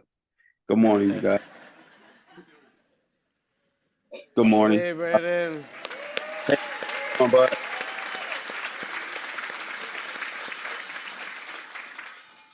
Hey, Brandon, I hear it's a little cold in Little Rock right now. Yeah, man, it's free. Well, we're very grateful for you. We appreciate you, and we're excited to grant a dream on to you to provide you the support to get that transmission fixed, and allow you to keep serving our residents and doing what you do. We appreciate you. Thank you. Appreciate you guys, man. You have a lot to say. Awesome. Round of applause for Brandon.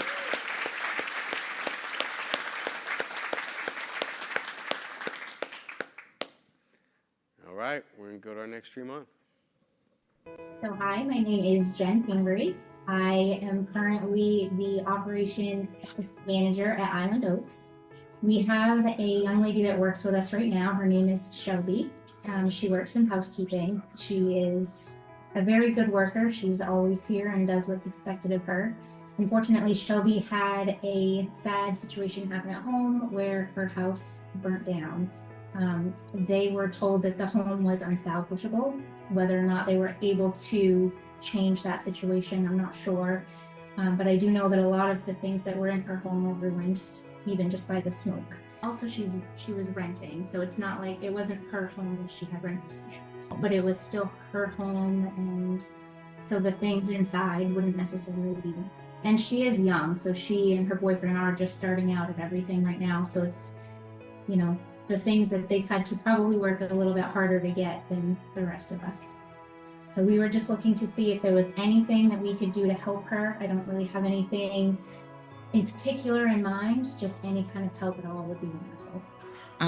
Currently, we have offered Shelby a place to stay on site at Island Oaks temporarily until she's able to find other accommodations.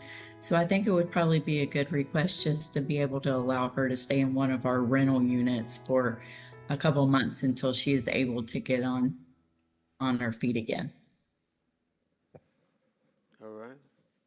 Is she on? Shelby, can you hear us?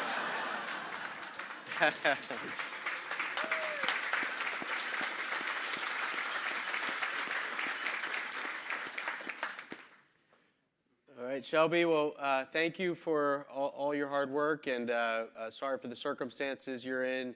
And we're going to provide you with housing for the next number of months to get you on your feet, and help provide you some support as you rebuild from the fire. So we're so grateful for you, and congrats on the Dream On.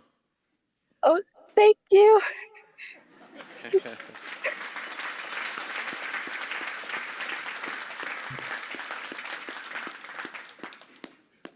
Awesome. All right, thank you, Mandy and team there. So we're gonna help Shelby out, and she'll be living at Island Oaks. I'm submitting this dream on for Frank Morales. I've known Frank since he's been with the company, a couple years, but more recently he's been my new boss for about 4 months now. I wanted to come here and submit a dream on for Frank. I've known Frank since I've worked at DLP over the past 3 years, and before getting into what happened and why DLP should come and help him, I think I just wanted to give a little background to Frank and how he's always there to help other people. I've gotten to know him pretty well. He's, great guy, does so much for his community and team members within DLP. Frank, no matter what, he's always has a team player mentality, whether it be for work, helping other departments on something that has nothing to do with him, but he's there to go and help you and take that extra step. Frank, he's always super active in his community, his church, and is always there to help people. I mean, every other weekend, he comes back and tells me when we go get lunch about the good deed he did, and I always look up to him and look at him as a good friend, and really wanted to let everybody know that about Frank. He recently had a house fire, which now has him displaced, him and his family, for about 4-ish months. And there was soot all over his home. He's currently working with insurance and having to do a lot of other things to be situated. On the day of the fire, he was helping give gifts to a family he sponsored at church. And as he was delivering those presents, I think it was a Ring doorbell alert. He saw firefighters exiting his house, and then he rushed home and then came home to that. And I thought, what can DLP do to try to help him? What can we do, as co-workers, as friends, to help him through these times? And that's why I submitted a Dream On, to help Frank in this time of need when he's always helping others in their time of need. With submitting this Dream On, we now get to show Frank our appreciation for him, and to come together and support him like he does for us and people around him.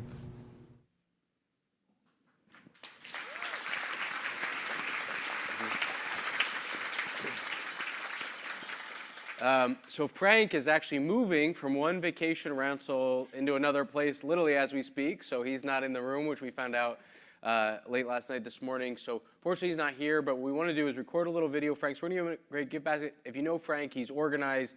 He's on top of everything. So of course he has the appropriate insurance and whatnot he needs, but it's still a giant hassle. So he's having to move so far every week or two from place to place, supporting his great family. So we really just wanted to, we were going to give him a great gift basket and such, showing that we love him. And we're going to record a little video here telling Frank we love him, we care for him, we appreciate him. So Danny's got the video here. So everybody, let's give Frank some love and some appreciation we can send him. We love you, Frank. All right, ready? 1, 2, 3. We love you, Frank.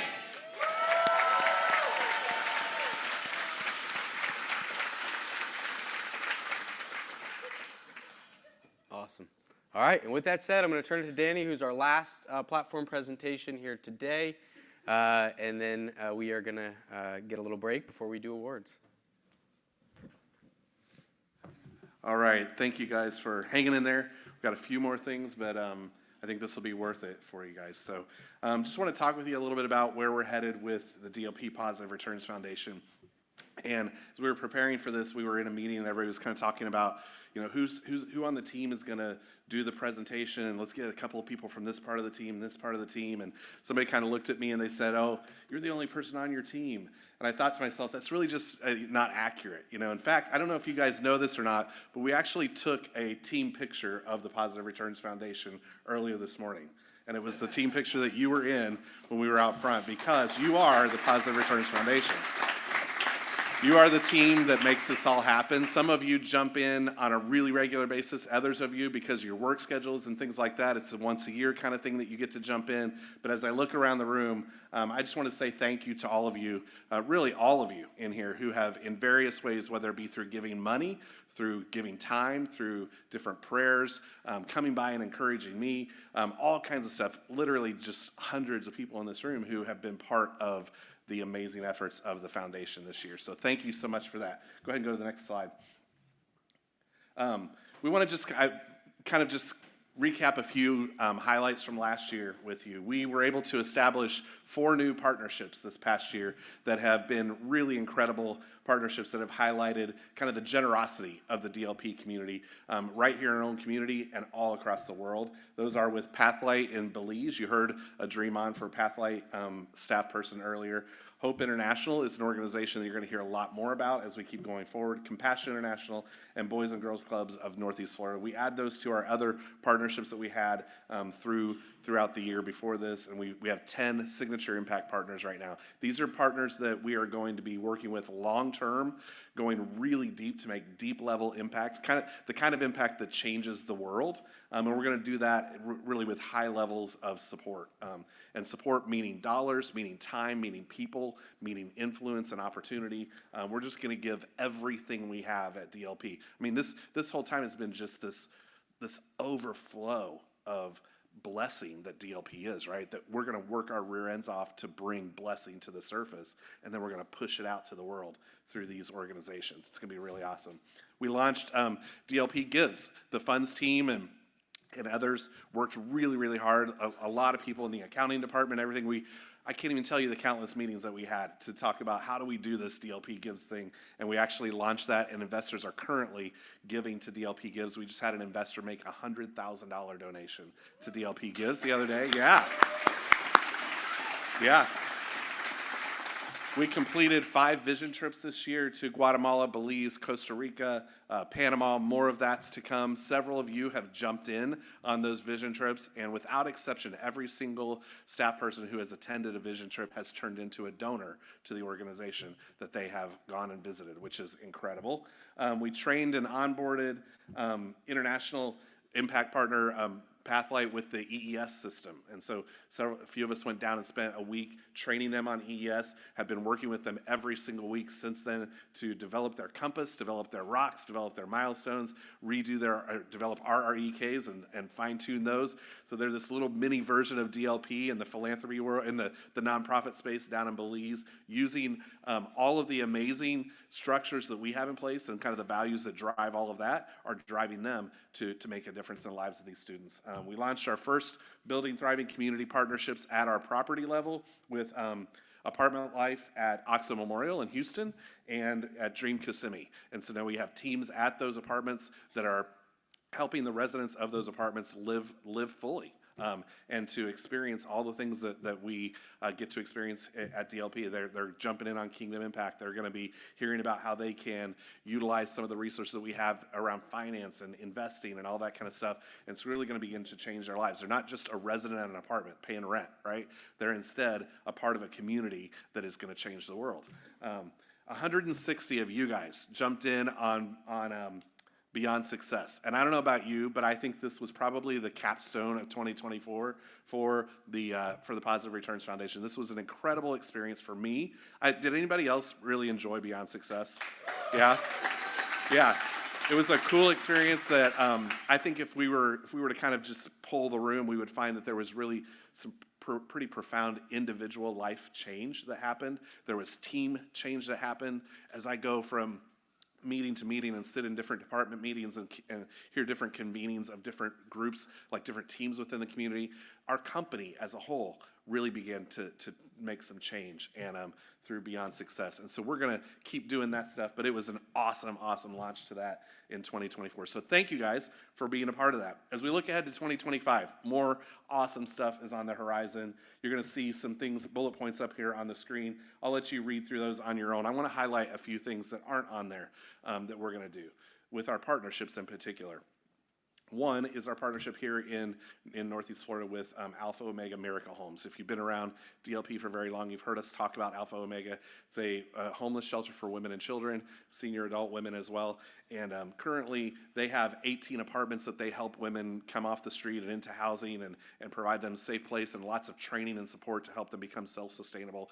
We're going to help them literally double their impact through 18 more apartments and through helping that many more women and children over this next year, build a training and education center, and then eventually in our 3-year plan, help them to triple that so that more and more and more women and children are coming off the streets and struggling in homelessness, beginning to develop the skills that they need to be able to be self-sufficient in that. So that's super exciting. You heard that we launched Building Thriving Communities at 2 apartments over this past year. We're going to have Building Thriving Communities efforts through our partnerships with Apartment Life and Way Forward and other organizations that we partner with at all 38 of our DLP properties by the end of this year. So thousands of residents are going to be jumping in on this living fully mindset. You know, the 8 F's that we talk about, they're going to be talking about their 8 F's, and they're going to be setting rocks and milestones, and they're going to be jumping in on Kingdom Impact. They're going to be just really getting to experience all the awesome stuff that we get to experience. So 38 communities by the end of the year. We have a brand new partnership that started through our partnership, brand new effort that started through our partnership with Hope International, and our international footprint is going to expand with a new country this year into the Dominican Republic. We just kind of landed on partnering on a project with them around microfinance, and we're going to be extending loans to 4,000 people, 4,000 entrepreneurs in the country of Dominican Republic to help them economically take advantage of these loans to really advance their lives and to help them move from poverty into sustainable life wages that really take their entrepreneurship, their creativity, their efforts, and exponentially increase that to make a difference in their country and a difference in their families. So that's super exciting. A new country, a new effort there.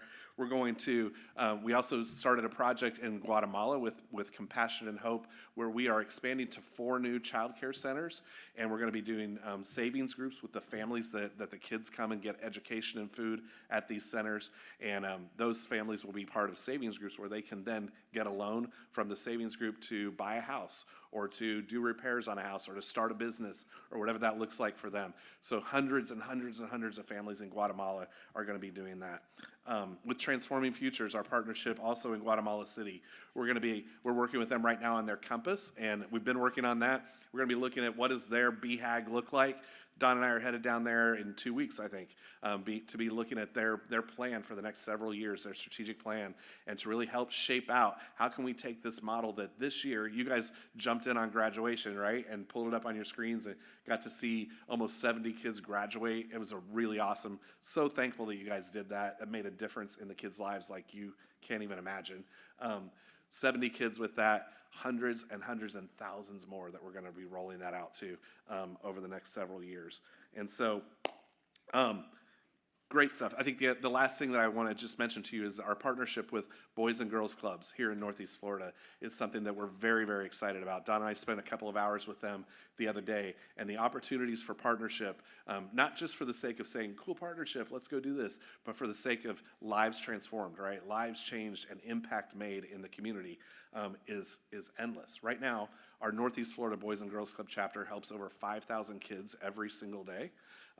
As we began to talk about it, and we said, what's that look like? If we were to scale, like go to scale, what does that look like? They said there's over 100,000 kids in just Duval County that their families, 90% of their families live on less than $28,000 a year. And these kids would need access to a Boys and Girls Club. So how can we expand from the, I think, 59 that they have right now? How can we expand up to 100 Boys and Girls Clubs? How can we help them expand nationally? How could every single one of our clubhouses at our 38 properties become a Boys and Girls Club, right? We've got all kinds of opportunity with this organization, and we're going to build that out in a way that just changes the world for them. So super excited about all of that. Just some key numbers for you if you look at the next slide.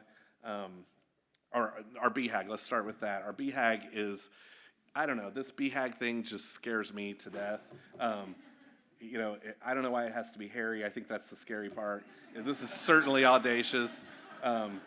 The goal part, I mean, that just to me, when I read that, when I see the G in goal, all that says is like, that's what you're going to do. Because at DLP, we set goals, but it's not just a goal. It's like, this is what's going to happen. It's a speaking in advance of what is going to be, because we always meet our goals. So what are we going to do? What's hairy and scary, and what are we going to do? We're going to positively impact 1 million lives through the building of thriving communities and develop high-capacity leaders who are focused on transforming 250,000 lives as fully devoted followers of Christ. So super exciting. If that doesn't scream like change the world, I don't know what does. Imagine when that becomes reality, how the ripples of that are going to change the world. And you get to be part of it because you're part of the team. Remember, you're the ones that are going to help make this happen in your various unique individual ways. And so we thank you in advance. We say sorry in advance because you're going to be tired after all this. We'll give you a cold drink of water and push you back out the door to go get busy again. And we just are excited for what's happening. If you look at the key numbers, I won't go over all these, but I'll just highlight a few of these for you. In our DLP giving, we have a strategy to utilize the resources of DLP as the company grows, as all of these teams have told you how they're going to be bringing more dollars in the door and executing in ways that helps us grow financially. This is where I always say to you guys in our Monday morning huddles and times when we're getting together, I say, when you sit down at your desk on Monday morning and you log into your computer, you put your password in there and it pops up, and you start to work on that loan, or you start to answer those emails to that lender or to that borrower or to that resident at the community or whatever it is, whatever angle it is that you're coming in, you're a part of raising the funds that then turn into the blessings that we get to push out through the foundation. So keep that in mind as you go through your everyday. We're going to this year bring in over $1 million through DLP Gives, through the 200 investors that are going to jump in on that. You'll see we're going to be tackling the homeless population here in Northeast Florida and St. Augustine in particular through some really key efforts that are going to just directly address that and kind of bring some collaboration and convening of efforts together. And we're going to mobilize a lot of volunteers, a lot of you guys, maybe your family members. Some of you have grabbed your spouses and your kids and jumped in on these things. And we're going to spend over 2,000 hours this year out in the community serving other people, making a difference. And that only grows as we look at our 3-year aim. Those numbers tend to kind of go up really quickly, exponentially. One that I love to look at is this next year. This year we deployed about $1 million in generosity. This next year we're going to double that. We're going to deploy over $2 million in generosity. But look at our 3-year aim. We're going to really go big, and we're going to start deploying about over $10 million. You saw that slide that Don mentioned at the 30-year and the 50-year. It gets really crazy what we get to do in generosity and philanthropy. That's when the world begins to change, and we get to be part of it. So thank you guys so much for what you've already done and what you're going to do. And onward and upward, right? Thank you.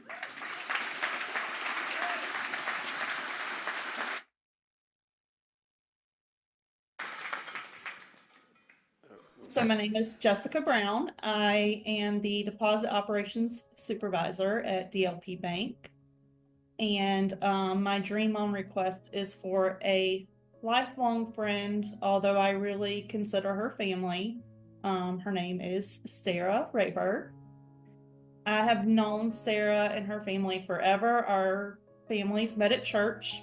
I was extremely young, probably early elementary age, and we formed a bond. Our families went on vacations together and spent weekends together, whether it be going to the beach or just cooking, grilling out in the backyard. And in that, me and Sarah really became best friends.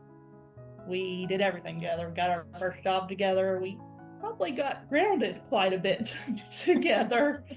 I was talking to her mom the other day, and I said, I'm the older one, but I've always looked up to her because she's the most genuine person that I know. She cares for everyone and will literally give you the shirt off her back. If you're not having a fun time when you're with her, then I don't know. I don't understand it. At 32, Sarah was diagnosed with breast cancer. The doctors did the surgery and everything was great. There was no need for chemo, no need for radiation. There was a less than 10% chance that this cancer would come back. This past summer, Sarah started having pain in her hips, and she went to the doctor, and they said it was an infection and gave her some medicine. But that pain didn't go away, and in November, she was diagnosed with stage 4 bone cancer. This cancer does not have a cure. She has a life expectancy of 6 months to 1 year. She has 2 boys, Blake and Bentley. They are 8 and 10 years old. So my nephew is married to her sister. So they're practically family. We do a lot of family things together. So also very close with her. Ran into her in TJ Maxx. Most positive. Yeah. She doesn't, you know, unless you know what's going on, You don't know. you don't know, because she's not going to tell you. She's not going to share it. She's, you know, very private. But for the last few days, she hasn't hardly gotten out of bed because of the pain. My dream on request for Sarah is a vacation for her and her entire family. They're very close. She's got 2 sisters, nieces and nephews, her mom and dad. Sarah has always made scrapbooks our whole life growing up, and she is trying to make a final scrapbook for her loved ones. You know, the family just wants to make memories. That is their main focus right now, is to make those memories. I want us to be able to grant her that memory to help out with that scrapbook of a vacation where they can just really soak up time together. So that's my dream on.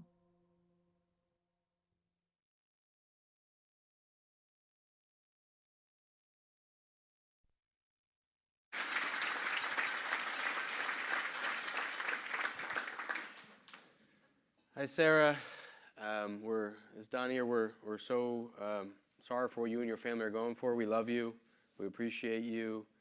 We are going to grant you a dream of an incredible vacation, and we'll follow up with you and work through the details of where you want to go and get your whole family there and help you with that scrapbook, help you make it an incredible time and memory. And I only became aware of this here recently, and I'll be following up with you and Carolyn for how else we can help you and your kids and your husband, your family as well.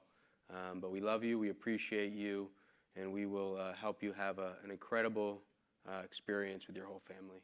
We love you. Thank you. I really do appreciate it. We're gonna say a prayer, Sarah, before you go as well. Okay, for you and your thank family. you. If you guys would join with me, and if you're, sometimes as Christians we do these weird little things, little traditions or practices. One of them is that sometimes when we're praying for someone, we kind of just reach out towards them and kind of almost as a way of like sending that prayer to them. So if you would, if you're comfortable with it, if you're not, it's fine, but if you're comfortable with it, just reach out your hand towards the screen and let's send a prayer up for Sarah and her family. God, we are grateful that you have allowed us to get to know Sarah. Through this moment today, that you've had people at DLP who have been lifelong friends and family members of hers.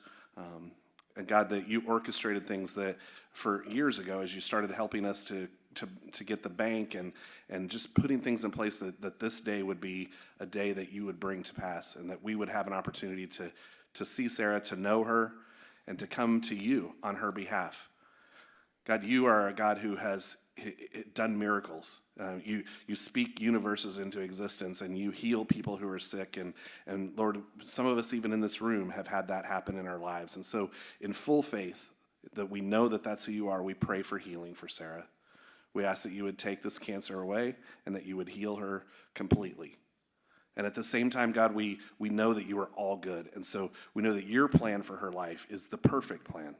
We don't always understand it. We have a hard time, Lord. Some of us really have a hard time with things like this, trusting in your goodness. But we try today to do that, trusting that you are good and that you have a plan and that you will use this in her life, in her kids' lives, and her family's lives to make a difference in the world. And so we pray for healing. We pray for use of this for good in her life and in the life of her family. And we trust, Lord, that you are still in control. In moments like this that feel out of control, in moments like this that feel so hard to understand, we're tempted to believe that you're not there, but you are. You're there, you care. In fact, your word tells us that you draw even closer to Sarah and her family during this time. Help them to know your good, peaceful presence during this time. It's in your son's name we pray. Amen. Amen. We love you, Sarah. We'll follow up, and you're in all of our prayers. Thank you, and God bless all y'all. Thank you. One more round of applause for Sarah and her strength.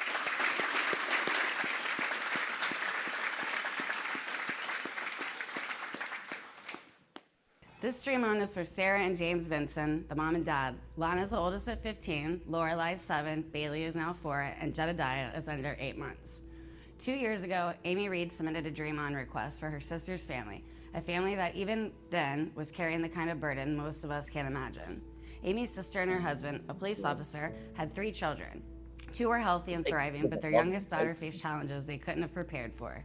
In her first months, their daughter seemed like any other baby, but as the months passed, she wasn't hitting her milestones. No babbling, no crawling, no walking attempts.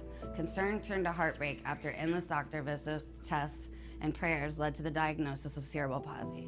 The condition would mean she'd never walk, never eat on her own, and would require full-time care for the rest of her lives. Doctors estimated that she'd be lucky to live, even into her 40s. The family faced this new reality with resilience, but the challenges were immense. Fast forward to this year, 2024. After being assured by multiple doctors that their daughter's condition was a rare, unrepeatable chromosomal anomaly, the couple decided to try for another child. They welcomed a healthy baby boy, and for a few months, their lives felt joyful again. But at just 5 months old, their son began experiencing uncontrollable seizures. What followed was 3.5 agonizing months of hospital stays, endless tests, and desperate attempts to stabilize him. The seizures not only threatened his life, but risked every severe developmental delays if they continued. By the grace of God, doctors found a medication that stopped the seizures. While it allowed him to return home, the medication costs over $100,000 per year, a price tag that has devastated their finances, especially after maxing out their insurance. While the seizures have stopped for now, the long-term effects of his development are still unknown. He requires physical therapy every day and constant care to give him the best chance at a normal life. And then, if this family hadn't faced enough, tragedy struck again. About 5 weeks ago, Amy's brother-in-law was shot in the line of duty. Miraculously, he survived, but he's out of work for several months as he recovers physically and emotionally. Though his time at home is a blessing, given the demands of their caring of their 2 children with the special needs, it has added a new layer of financial and emotional strain on the family. They recently moved into a new house to better accommodate their daughter's growing needs, but with this move comes new challenges. They dream of converting one of the bathrooms into a handicap-accessible space with a roll-in shower and adding a lift for the stairs to make their home functional and safe for their daughter. Unfortunately, as anyone who's dealt with accessibility modifications knows, these projects are prohibitively expensive. Through it all, Amy remains a steady presence at DLP. She comes to work every day, gives 110%, and never seeks recognition or sympathy. She pours herself into her work even while carrying the weight of her family's struggles. Her Dream On request isn't for herself, it's for her sister's family. Amy's family needs help, whether it's a wheelchair-accessible van, financial support for the handicap modifications to their home, or even something as simple as making their Christmas brighter. Any gesture would mean the world to them.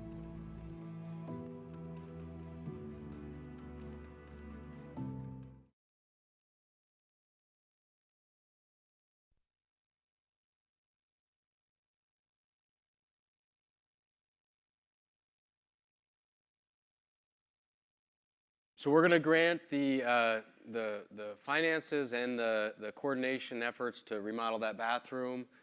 Garrett and team will lead the way in coordinating, getting that bathroom modified to support her and her children, and take care of all the costs associated with Amy. So we're there for you and your family, and we love you.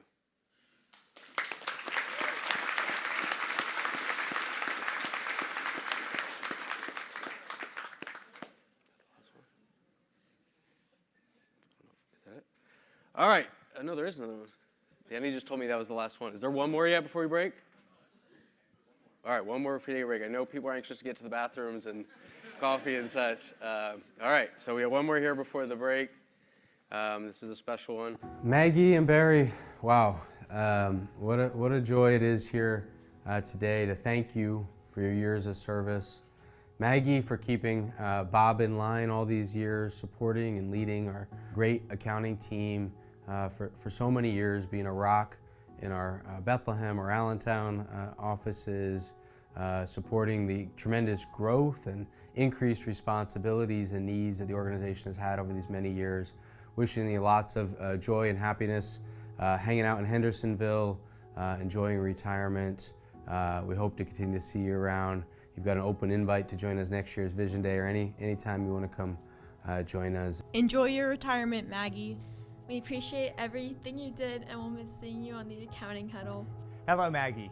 It has been awesome spending so much time with you, and I really appreciate everything you've done helping us hold the fort down in the Allentown and Bethlehem office.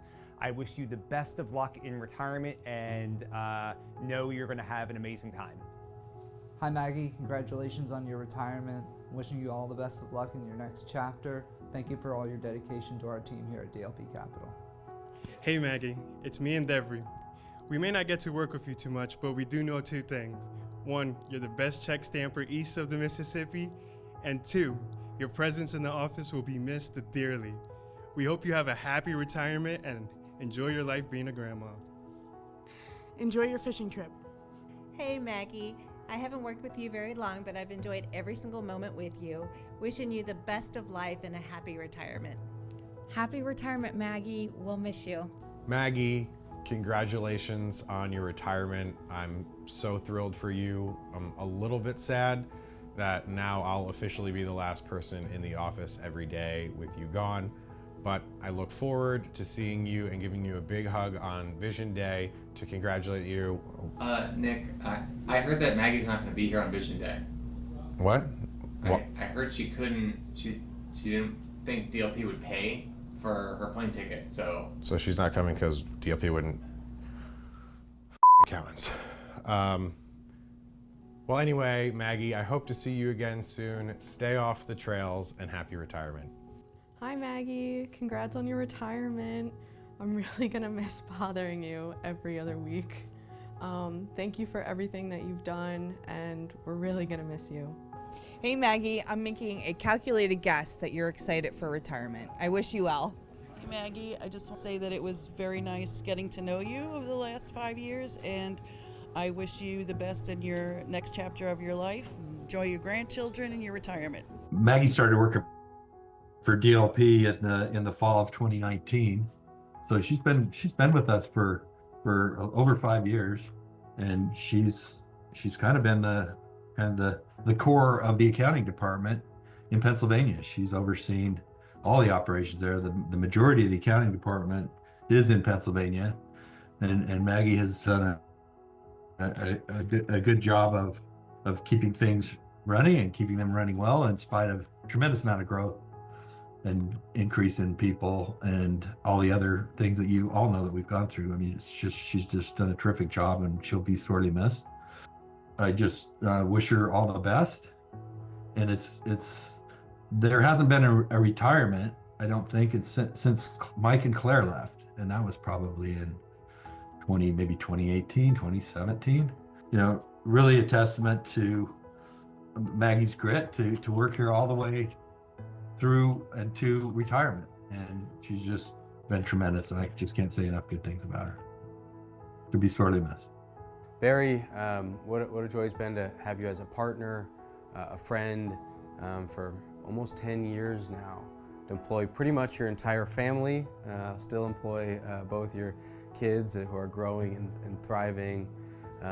What it's been a joy to be a part of you and Liz getting married, to going through lots of late nights, lots of hard work, through tremendous growth over 10 years now of where we were to where we are today. We simply put could not be here without you and your incredible contribution, the way you've protected us, the way you've worked tirelessly, helped us develop funds and products and be everything, our corporate rep to building out our lending business to our fund management business and everything in between, setting us up for the success ahead. Wishing you lots of success as you go back and get more education, which being an attorney and all the degrees and things you've done, it's amazing, but going and following your passion, couldn't be more excited for you. You deserve it. Hey Barry, we just wanted to congratulate you on your semi-retirement. We wish you all the best, and we hope you have fun doing what you love. Barry, we'll miss you. We look forward to hearing some great music from you. Well, Barry, thought you could hack it. Thought you could go long haul. You know, when we sang Dream On a couple of years ago, I thought that we'd have 10 more of those jam sessions before you hung up your stapler and your whatever attorneys use regularly. But I'll tell you, it's been a lot of fun working with you and getting to know you over the years. And look, it's not that I'm jealous or anything, but you know, you're dead to me. Hey Barry, congratulations. When I heard, I was very surprised, but I'm incredibly happy for you. Thank you for all the knowledge that you've given me over the years, especially coming on and not really knowing how to close a loan to how to onboard an investor. I wish you all the best, and I hope that you have an amazing time. We're losing a titan in the legal department today. Barry, I didn't mean what I said before. It wasn't true. You know I love you.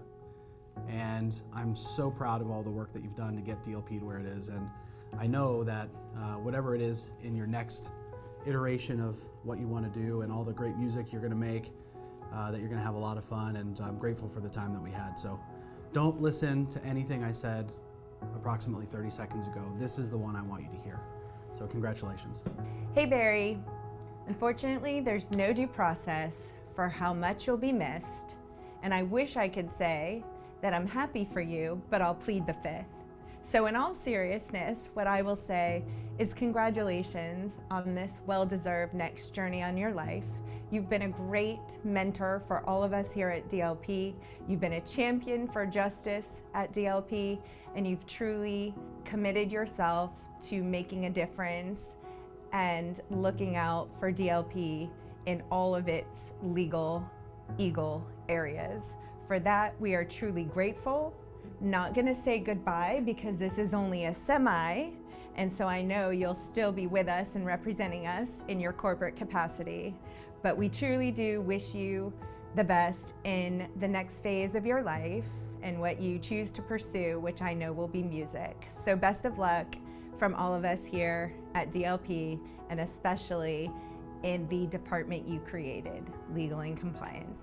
Hi Barry, I just want to wish you the best on your semi-retirement. Thank you for all that you do for us. Hey Barry, congratulations on your semi-retirement. Very happy that you're going to have more time free to pursue your passions. Thank you so much for everything you've done for us. We're looking forward to continue to work with you in the year ahead. So I'll keep it short and sweet, like most of our interactions, Barry. Saddened to hear that you're leaving us. I always look forward to the mornings when I see you walk down the hall to your office. It's like catching Bigfoot in the wild. I'm always excited. I can't believe it's that day. I'm happy to hear that you're retiring though, and I'm glad for you and what your future holds, and I wish you all the best. Here's looking at you, Barry. Hi Dad, congratulations on your retirement. I know you've been working hard your whole life. I remember growing up, late nights coming downstairs and you're still typing at like 3 a.m. So now hopefully you'll get to relax. Maybe now that you won't be in the office, people will call me by my name. It's Blake, by the way. Barry has been so fun to work with. It's been a joy. It hasn't just been work. It's been, Barry's always got this kind of goofing off attitude, right? I mean, he makes things fun, and it's really been great to work with him. It's fantastic. Even in the throes of December 30 and last week in December transactions in 2021 and 2020 and 2022, when we were just going crazy and it was unbelievable. You think we're busy now. That was insane there with the number of people that we had running deals. And Barry's just always been willing to do whatever it takes to get the job done, and he's made it fun too. He's been a delight to work with. He's got such a great sense of humor, and he's talented beyond belief. I mean, he's if you've seen him play at a concert or something like that, you should touch base with Barry, and we should be following him and going to some of his concerts and his when he plays with the band, because he's really very talented and he's a joy to watch. Such a good guy, and thankfully, Barry will be staying on. He's retiring, but he's not retiring. So we love you, and just can't, you're going to be sorely missed, even though you're going to be around to throw cleanup projects at, from what I understand. But we really appreciate everything that you do, and it's just not going to be the same without you. So we'll miss you. I get the great honor of providing both Maggie and Barry here today with our first ever, what we're going to call our retirement dream-ons, and we're going to help set you both up into retirement nicely and send you on dream vacations of your choice here. Hopefully you'll go this year, whatever that looks like, wherever you'd like to go. If you didn't know, my favorite place is Queenstown, New Zealand. Recommend it highly, but wherever you choose to go, we're going to grant you with vacations, as retirement gifts, but we know we'll continue to see you, continue to be friends and longtime DLPers, no matter what you do next. So congrats on retirement, and please join me in giving Maggie and Barry a great round of applause.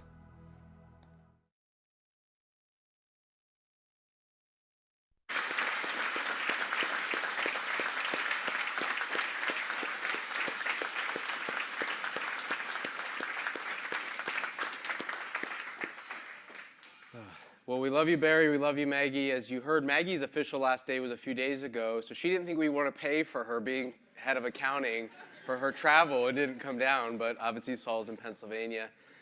We appreciate you, appreciate Barry. I look forward to finding out what trips you're going to go on this year. And if you're wondering where Bob is, he's home very sick right now. So I know Bob's on watching and greatly appreciates both of you, as we all do. With that said, we're going to take a little break here. We're going to come back. The agenda is thrown off because not one of the leaders I sent up here stayed on time, not even close. Even though we have a clock right here that they were looking at the whole time, none of them paid any attention. So we'll come back and we'll do awards and we'll adjust the schedule. But leadership retreat. And so whose name is on there? It's me and Bo on the front. But what this is going to be is the pickleball tournament. So somebody else's name is going to go here for who wins today. My son Alex loves pickleball, and unfortunately he couldn't come today, but he really was excited to be here. He made it clear he wasn't going to be my partner. He'd be Noah's or Bo's partner, as they are much better pickleball players than me. But anyway, it's going to be a lot of fun. So hope even if you haven't signed up yet, you still can. If you don't care at all about pickleball, there'll be lots of other games and food and such. So we'll jump into lunch for those here live as soon as we wrap up, and then we'll move over to the courts at 1 o'clock to kick off a double elimination tournament. But with that said, we're going to do a quick recap as we get into awards of some of the promotions from this past year. So these are some of the great colleagues sitting, most of which are sitting in the room with here. A few people who are sick, such as Bree, not sitting in the room, but a bunch of our colleagues who deserve recognition, who grew in their roles and their capacities, in some cases even changing departments this past year. Multiple slides of incredible colleagues who deserve to be recognized again, were noticed by their leaders, given more responsibilities, and grew into, in many cases, leadership roles, which is pretty exciting. So let's give them a round of applause.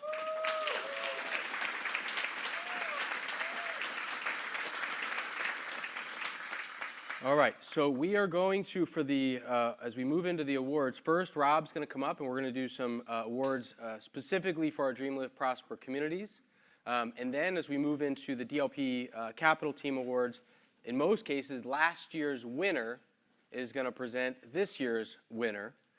So just a reminder, the rules to the awards are if you won an award last year, you can't win again this year. So there's certainly people you could say who did an incredible job this year, but if they won last year, they couldn't win again this year. And then anybody who, like many of the people on those slides who were promoted into senior director roles or above, they can't win either. So one of your perks of getting promoted is you can no longer win any awards. But your team members can, that you're developing and investing in. So with this, I'm going to turn it to Rob, and then I think everybody knows your roles when you come up and present our runner-ups and our winner for each of our awards. So give Rob a round of applause. Thanks, Don. Thanks, Don. I do want to hear some cowbells, so y'all just get ready. So, y'all have heard Don talk about that real quick, is that why we brought internal management and why we're doing this is so we can have that ownership-driven management, but as well as we can build those thriving communities. But this is the main reason why we did this property of the year. So to give you an example, Asset Living was at 79% occupied, and now they're 95 and 96 all year. They also had a fire for 18 units. This might be giving this away a little bit, and still stayed fully occupied. So super excited for property of the year. DLP Rexford.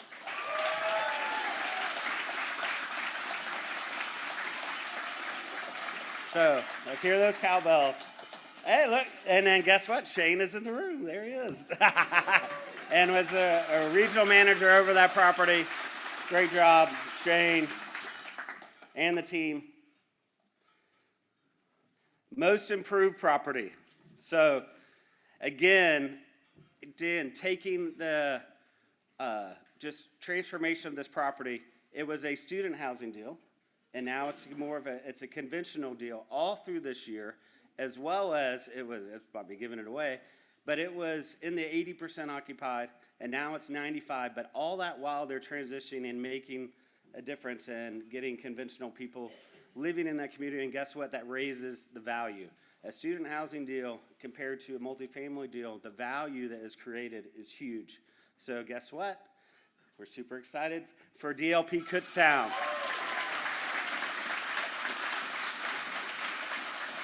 So most improved property. Property manager of the year. So this manager we had some training this week, so we had to bring her down. This might be kind of giving it away, but we're super excited that she also does not just helping us learn the DLP way, because I'm new, I'm only 60 days in, but as well as gives us great feedback to make us better, but and not afraid to give her opinion. But her property outperforms and is a steady performer, and super excited for Dream Live High Valley's property manager, Andrea.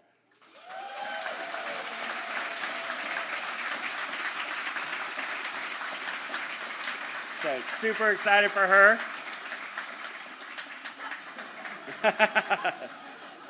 You're on video.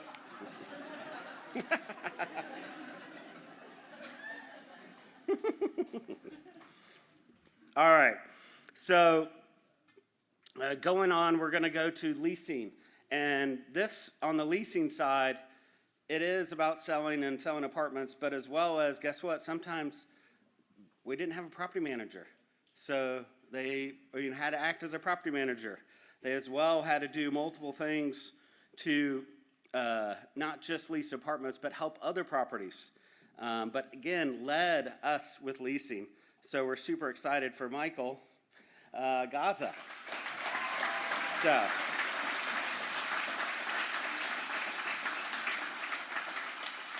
all right, now we're getting into the nitty gritty. So, again, service manager is the maintenance, and again, they're the face of our communities. And this service manager, might kind of give it away, is over 4 properties, but it has huge education, huge heart, and really cares about the residents. And really, just this in Baton Rouge has really kept it together and really moving it forward, and takes pride at where he works and takes that ownership mentality. So we're super excited for Greg Bell.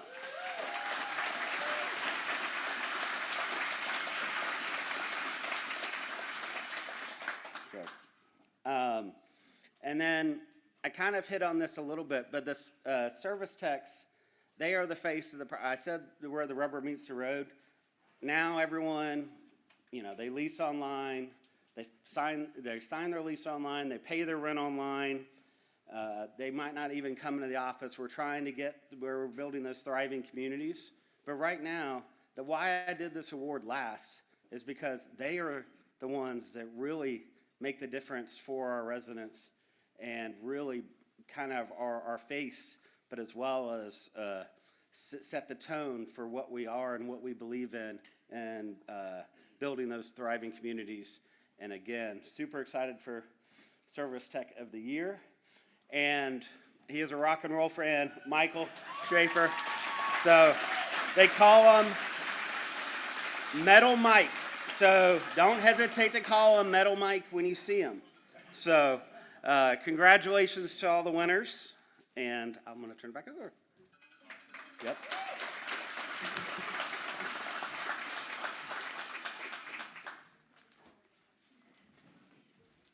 One thing as we turn over here, one of the cool things I noticed there, so Shane, who's regional manager, started as the property manager at Wexford and has been promoted multiple times. Andrea started as a receptionist and moved into a leasing role, into a manager role, has done so many different things for us. Greg was a service manager at a different property we sold, and was so great we kept him, now oversees a portfolio of properties. Our property manager out at Dream Boyd started at Kutztown, did an amazing job, and now brought into a bigger role doing a lease up. So many great promotions out of that group. So congrats to all of them. All right, so our first award here as we move into the DLP Capital Awards, the Driven for Greatness Award, and I believe Meredith is ready to take us away and kick us off. Round of applause for Meredith.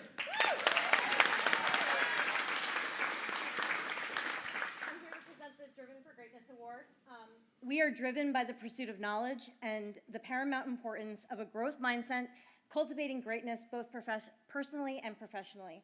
And the nominees are Brandon Cruz, Matt Latore, Zach Liptick, and Rachel Velasquez. And the award goes to Matt Latore.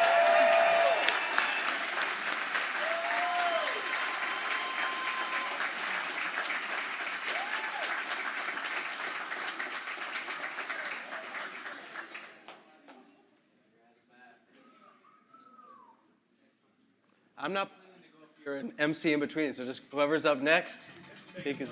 Oh, okay, all right. Megan on Zoom? Give her a second, maybe get off mute.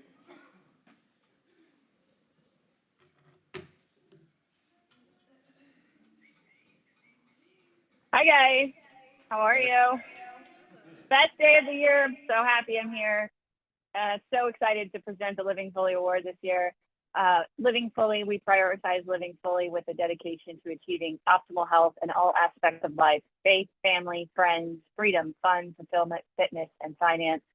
We are intentional with our time, integrating the 8 F's of our life to achieve our goals and God's goals. And the nominees for this year's winner are Haley Agner, Julia, can't pronounce your last name, Noah Rodriguez, Nick, can't pronounce your last name. And the award goes to Nick. Congratulations.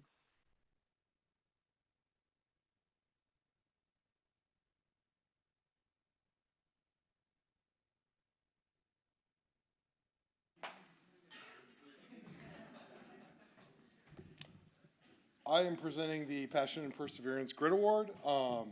We have the endurance and unshakable commitment necessary to achieve our visionary long-term goals, and the nominees are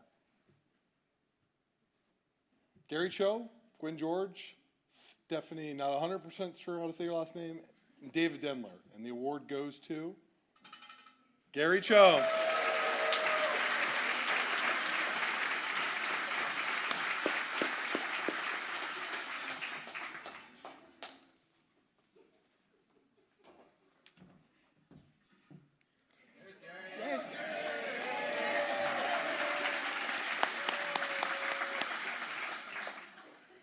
I'm here to present the Community Award.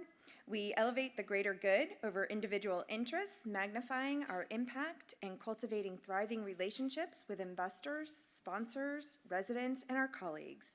And the nominees are Kim, Teresa, Myra, and Trey. See, I only said first names.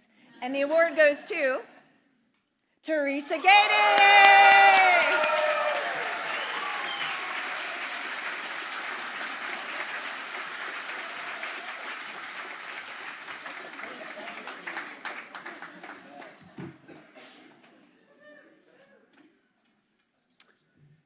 Hey, everybody. Hey, hey. All right, I'm presenting the Authenticity Award. We are true to ourselves and others, steadfast in our beliefs and values. We hold ourselves and others accountable, fostering open dialogue to propel growth. And the nominees are Kate, Lizzie, Hope, and Remy. And the award goes to, drum roll. Hey, hey. All right, Hope. Good job, Hope.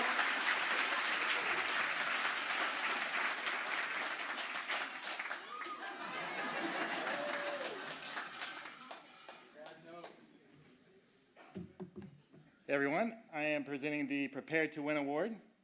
We apply discipline to our thoughts and our actions, which leads us to put forth consistent effort and commitment, doing the important proactive work despite the urgent priorities we face each day. We plan to win and are prepared for volatility and changes. And the nominees are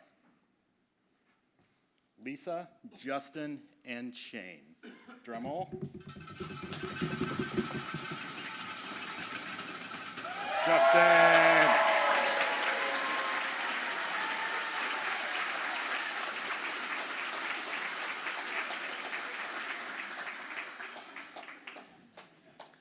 All right, I'm here to present the Kingdom Impact Award. There he is, Justin. And this award is all about how we share God's love and transformative power through our labor, serving everyone in God's likeness. The world will know God more through our work and how we do it. And the nominees are Frank Morales, Jessica Grissom, Cheryl Craig, and Kate Hunter. And the winner is, drumroll, Frank Morales. Frank can't be here today, so give him a pat on the back when you see him.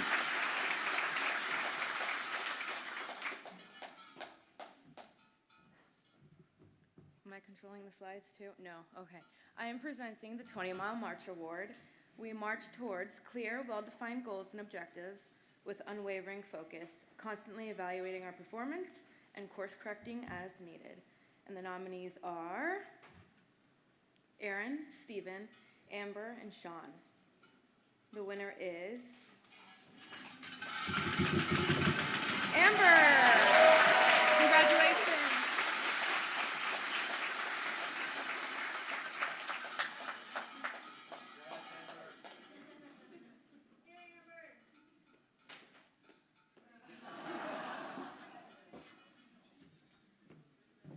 Hi, everybody.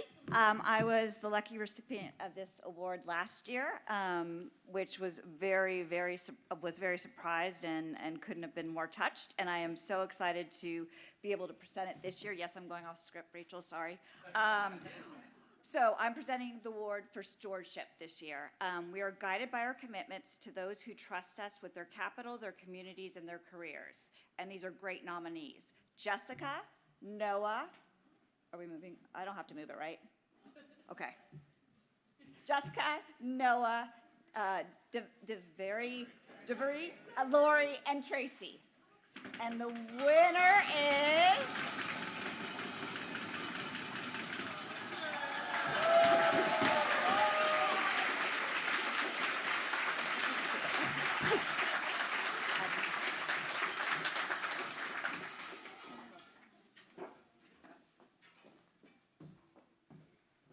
Okay, I'm presenting the Servant Leadership Award.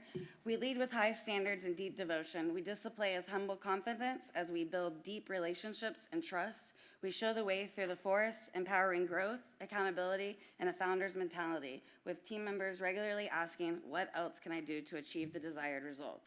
And the nominees are Lori, Brandy, and Kate. And the award goes to Brandy.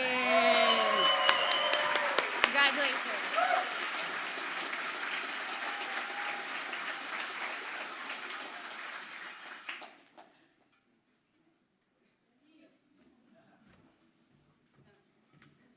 Yes, I don't get a script here.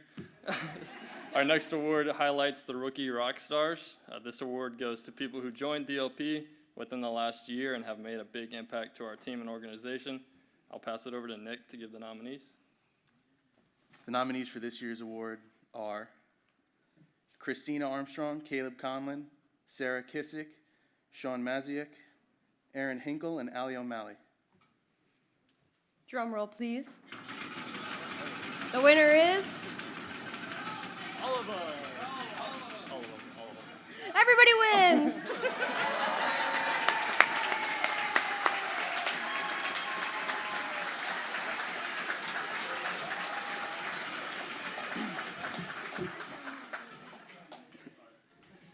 All right, David, Lizzie, and myself are thrilled to present the Rising Star of the Year Awards. The Rising Stars Award goes to those who are providing amazing contributions to DLP by delivering solutions and lifting up those around them. And the award goes to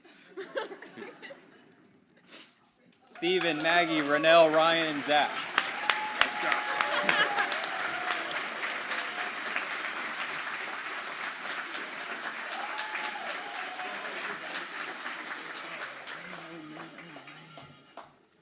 So then I get to present the Sales Professional of the Year Award, which is the individual that represents and exemplifies the core values of DLP and helps us live our purpose of passionately creating prosperity and making an impact by investing in our communities.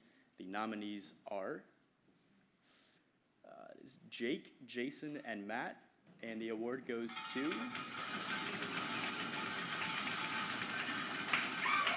both of them, Jake and Matt. Congrats.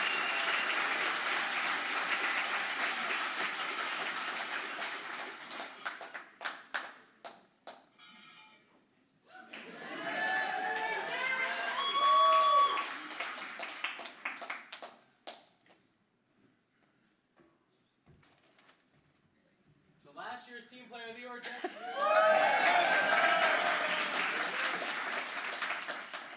Okay, so last but certainly not least, the Team Player of the Year exemplifies the core values of DLP and helps us live our purpose of passionately creating prosperity and making an impact by investing in our communities. The nominees are Andrea, Kim, Rob, and John. And the award goes to Rob.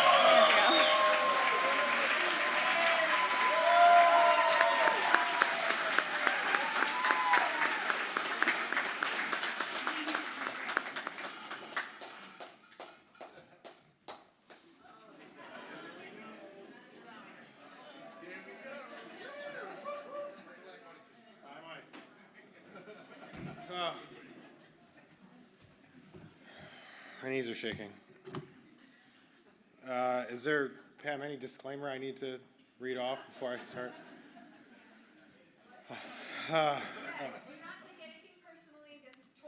Or seriously, guys, come on, there are things that I think, and then there are things that I think are funny to say. So don't confuse the two. Oh my God, I'm so nervous.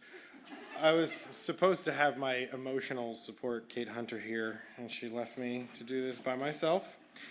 More important things called for her. I'm sweating. Just picture everyone naked. Oh. Scratch it, start over, run it back. All right, so, yeah, too late. So if anyone who's seeing this for the first time, this is our version of the Dundies from The Office. And so I'll recant mostly things that happened to me throughout the year that I think are funny. And there was submissions from quite a few of you that I'd like to incorporate here as well. So make sure everyone has a good time. So first award came to me very early on in the year. On a trip to Kansas City. One of the smoothest gentlemen that I have the privilege of knowing had a day that started around 7 a.m. with him spilling coffee all over the place. And, you know, we call this the 4 on the floor award, and I'll get to why, but the reason there's a stick shift here, I know you guys are like, wow, Nick, what is that? How do you know about like 60s automotive things? And I'm like, pretty cool. So the name 4 on the floor will explain itself shortly because the next stop we got to, he spilled another coffee on himself. And this goes on and on until we get to the last meeting, this nice office of this group that we want to potentially run a hospitality asset in Kansas City. And I'm jokingly like, don't do it again. Cut to, he turns and knocks coffee all over the conference room table. It's almost impossible. Like, what are the odds that this can happen? But I'd like for you all to lovingly refer to Mr. Jake Domina as 4 on the floor from now on. This was not his finest performance, but we love him nonetheless. Next award is called Is There a Doctor? No, seriously, is there a doctor? Not because Don is now well into his 40s. This is because I'm a terrifying opponent at pickleball, so watch out. This award goes to one of my closest friends, who unfortunately suffered a tear in his Achilles tendon as the victim of my opponent in pickleball. And, you know, not to foreshadow anything, but someone who may be my next boss joining in a few weeks tore his calf playing against me just last weekend. So watch out, I'm dangerous. But this particular award goes to Chris Romer.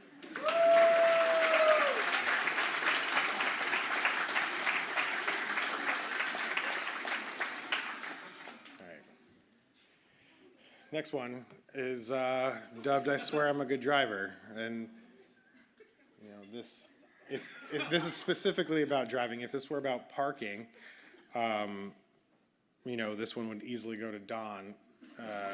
Because I've never once seen that Raptor actually all the way in a parking spot at the office. And you know, I started thinking maybe Don's just getting old and can't see the lines. But then it occurred to me that he's probably trying to get to his desk exactly when he said he would, because if he isn't, there's a chance that Bo just appears out of nowhere. And that would terrify any of us. But this particular award is about driving, because on one trip that I had the privilege of making to the great city of Houston, Texas, you guys can laugh at that. This person went the wrong way down a one-way, leaving the hotel first thing in the morning. Made himself laugh and ran a stop sign. And then almost entered into an intersection where there was a flashing and sirening cop going the other way to have potentially T-boned a police officer. And this award goes to the one and only Noah Rodriguez. Wait, go back to the picture, because I didn't design the slides this year. We had Spencer master these, and I just want you guys to take this in. Look at that. Feel free to take pictures. That's 5 booms. I'm not going to do it. All right. Next one is the Human Megaphone Award. You can already hear it. You can tell when this person is visiting the St. Augustine office before she even gets there. I swear you can hear her right now.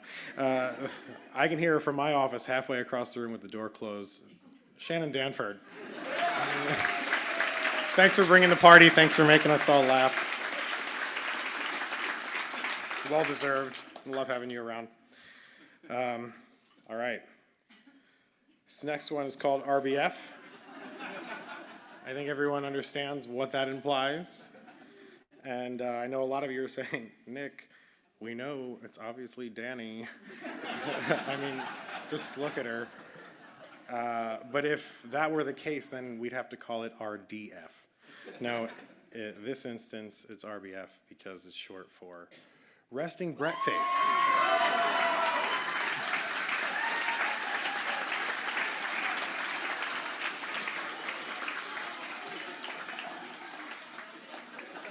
There it is.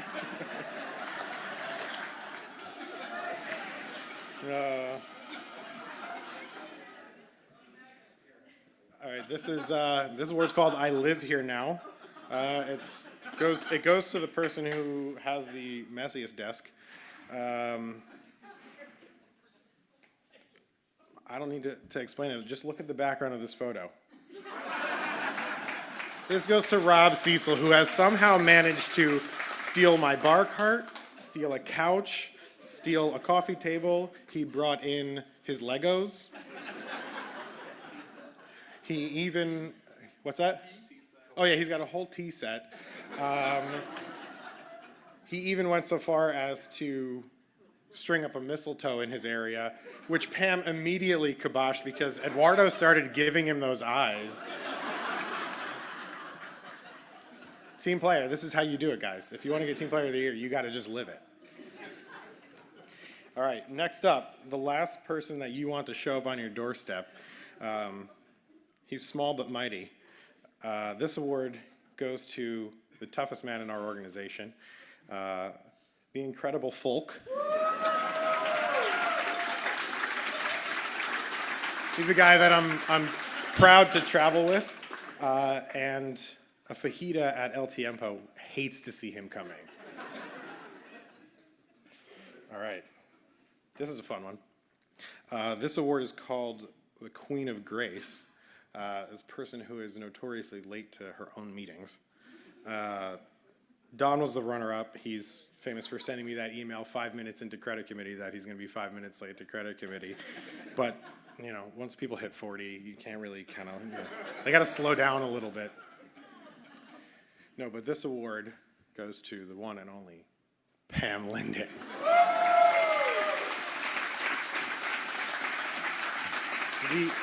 The sleuthing and effort it took to find a picture of you in a crown was no small effort.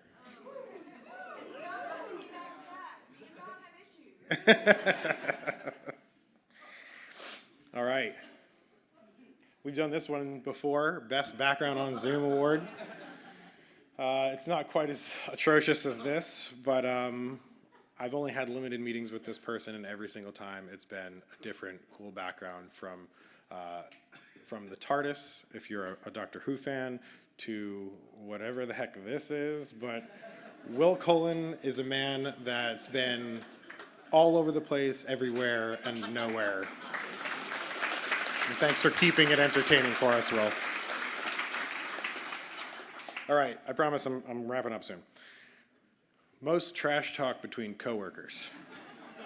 Now this could have gone a few different ways, and the banter keeps things lively, so I do appreciate it, and I'm glad to call these people friends. One of them was originally nominated, before I created this award out of whole cloth, originally nominated to be most likely to be confused for an Ewok, and there were a lot of nominations for that one. And the other was most likely to shop at Baby Gap for t-shirts. And so this combined award goes to not only the best friends in the workplace, but a father-son duo, Jason Googe and Matt Latore.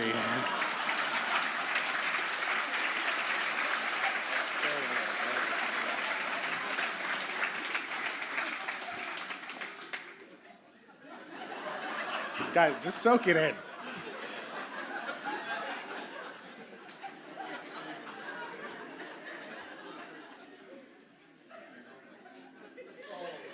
All right. Yeah, that's great. All right, this next award's called Mouse. I'm not taking credit for this. This is, you know, the lackluster work of the art dictator Spencer Miller. We could have gone with Here Rodent. We could have gone with changing servant leadership to Stuart Littleship, or maybe Fievel Goes West of Philly, but we came up with Mouse. And there's legend has it that there's still some running around the great Allentown office, and that's why we moved to Bethlehem. But got to give credit where credit is due to these two, to Gabby for being the great mouse detective that hunted down the specimen, and to Maria for being the one who squeaked out heroically when spotted. So thank you for saving us. All right. Next one is called Santa's Little Struggler, and unfortunately she's been struggling with some other issues and she's not here to see this, but hopefully she's watching from home. This award goes to someone whose gift wrapping, when we were putting together gifts off the tree for families in St. Augustine, was so atrocious that when we delivered it to the Boys and Girls Club, the kid cried. And we don't have a pic of the wrapped gift. I took one and immediately deleted it because I didn't want you guys to be sick. But this award goes to none other than Bree Dixon. She's good at so many things, but so bad at this. Now, I also have an award here for That's All Folks. That's a clever little way of how I was personally going to honor this recipient for surviving working under the iron fist of Bob Peterson, and also surviving the first 3/4 of a mile when we did the Trailblaze Challenge, thanks to me, by the way. She almost died, but I wouldn't leave her side, and I want you guys to know that. This award is a congratulations to the retirement of Maggie Mulvihill. I wish you were here. We obviously understand why you're not. But congratulations again, Maggie. And there she is. We have our last award, and I'll call up my celeb guest, Alice, to present this. Take your time. Oh, I'm not leaving. This is my show. That's why they're all here. Okay, good. So I do have a little bit of a script, too. Oh, all right. Of course you do. So I am what is known at DLP, and I've made up this phrase myself, is a triple threat. I have won the Team Player of the Month award. I won a Core Value award last year. But most importantly, this man right here bestowed a Donnie on me. And with that comes a lot of responsibility to look out for my legacy. And with that being said, this award this year is for my spiritual successor. Let's go to the nominees. Are there no nominees? Okay, sorry, I thought there was one. It's just the winners. Okay, just the winners, sorry, okay. Do your See, thing. already, okay. So I could not decide. These two are too fierce and bring it every day. They've inspired me clothing-wise as well. Sorry, DLP Vision Day didn't make it to this outfit. But I'm going to go into the first person. She brings a timeless sense of fashion. She's been able to pull items from the men's department and make them her own. And she 100% inspires me so much that we have to have a daily confab on what we're both wearing each day. And that person is Kim Harris.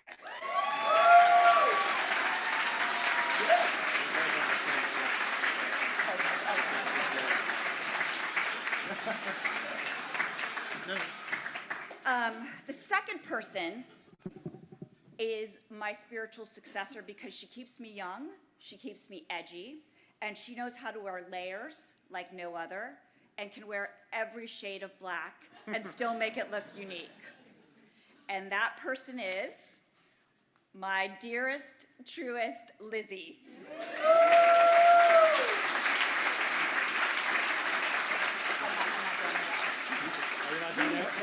I'm not done yet. So I actually like to give out something for these awards. So both of these girls will be getting a year subscription to the fashion Bible, Vogue.